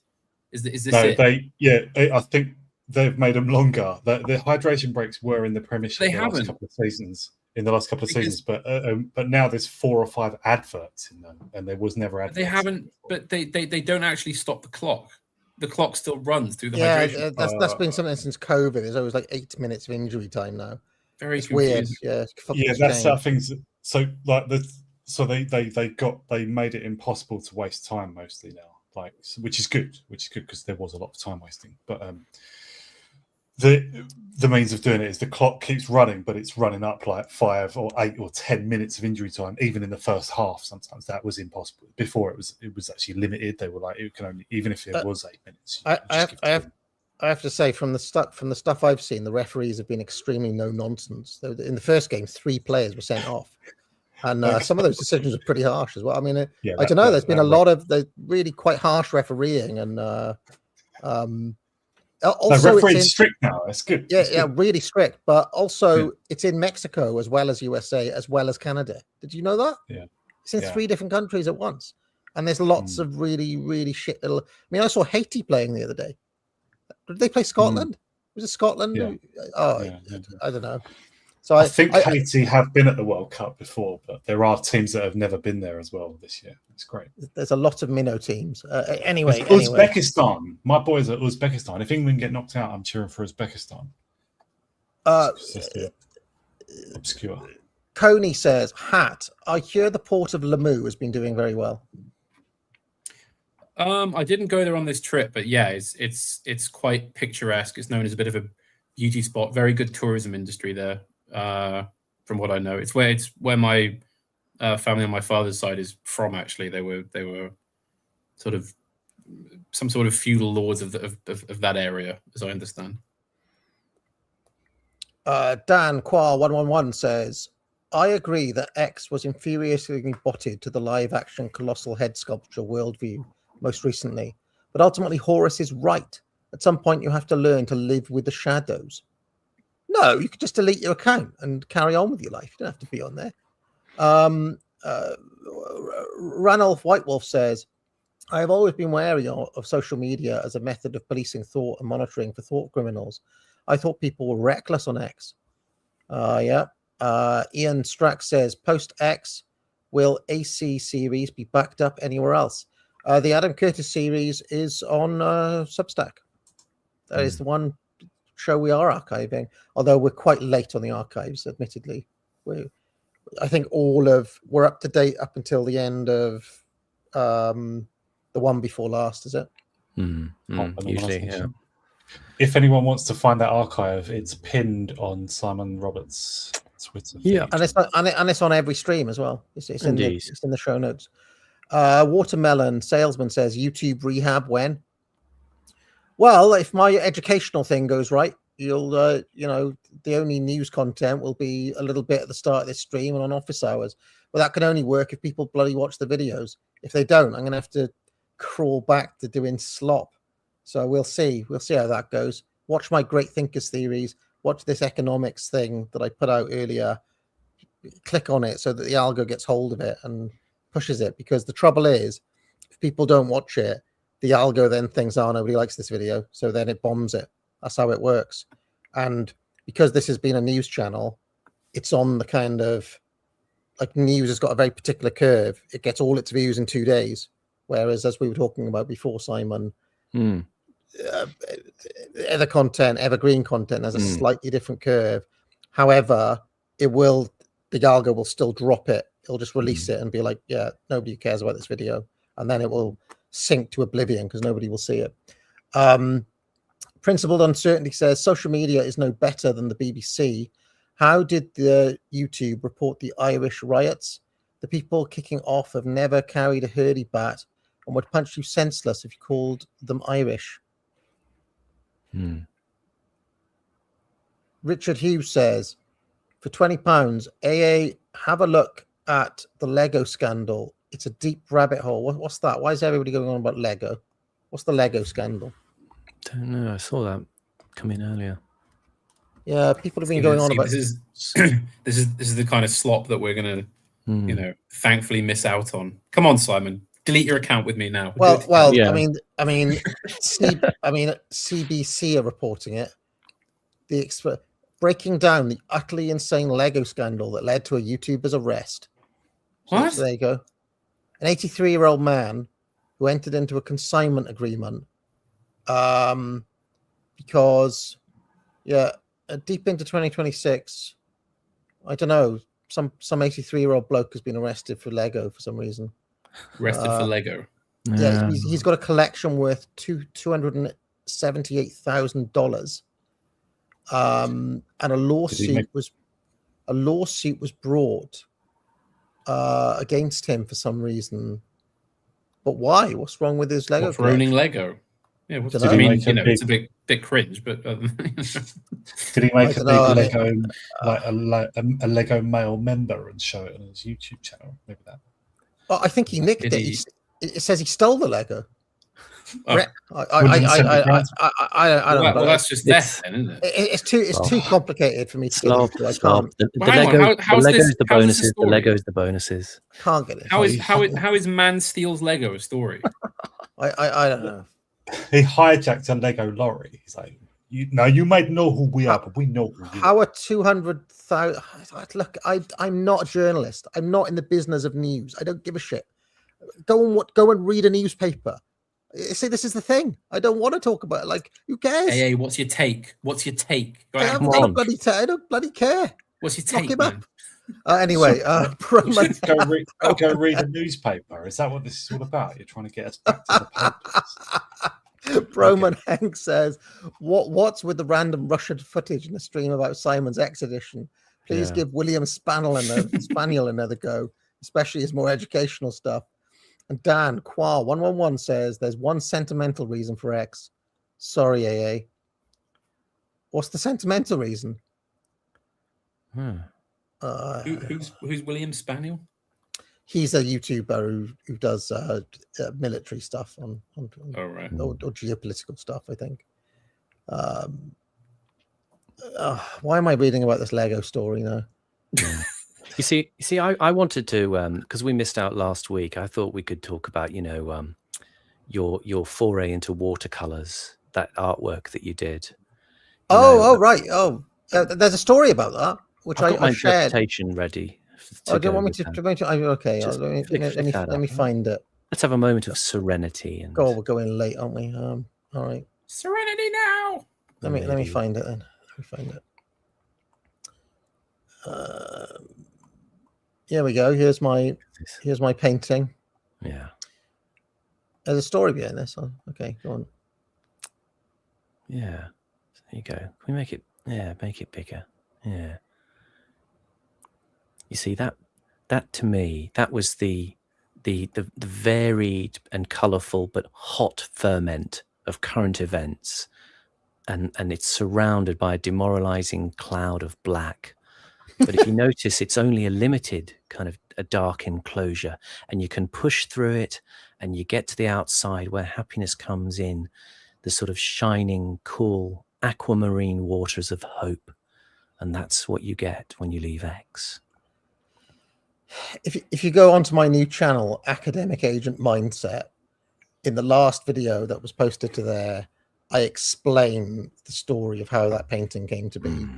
But there's quite a story. That came after a massive clear out I did, where I threw out 6 massive bags of AAA's toys and reorganized everything in a mad flurry of activity. And then when she came back from a party, I got the paint set out, and we did. She did a painting, and I did a painting, and that's what I produced. And then after we did it, she was so chuffed to have done the painting. She got hers and mine and put them up on her bedroom wall. So that painting is still on the wall, and it came after I was able to. And has she still not noticed all the stuff that's being chucked out? Has she? No, she's not remarked on it. Hasn't mentioned it at all. There you go, kids. So, there's a lesson. The objects you own end up owning you. Yeah, she's inherited her Zoroastrian father's sense of purge with fire. Impermanence. That was my ode to the planetary powers of Saturn, which I embodied to destroy all her toys. Okay. Anyway, people. Punch through the darkness, get to the hope. We have to get out of here. All right, bye all. Sorry we didn't get through much Curtis, but you guys were very argumentative today. All right, see you later. What goes on in this town is none of your business. As long as I'm living here, it is. Then maybe you shouldn't be living here! Well, that's easily fixed.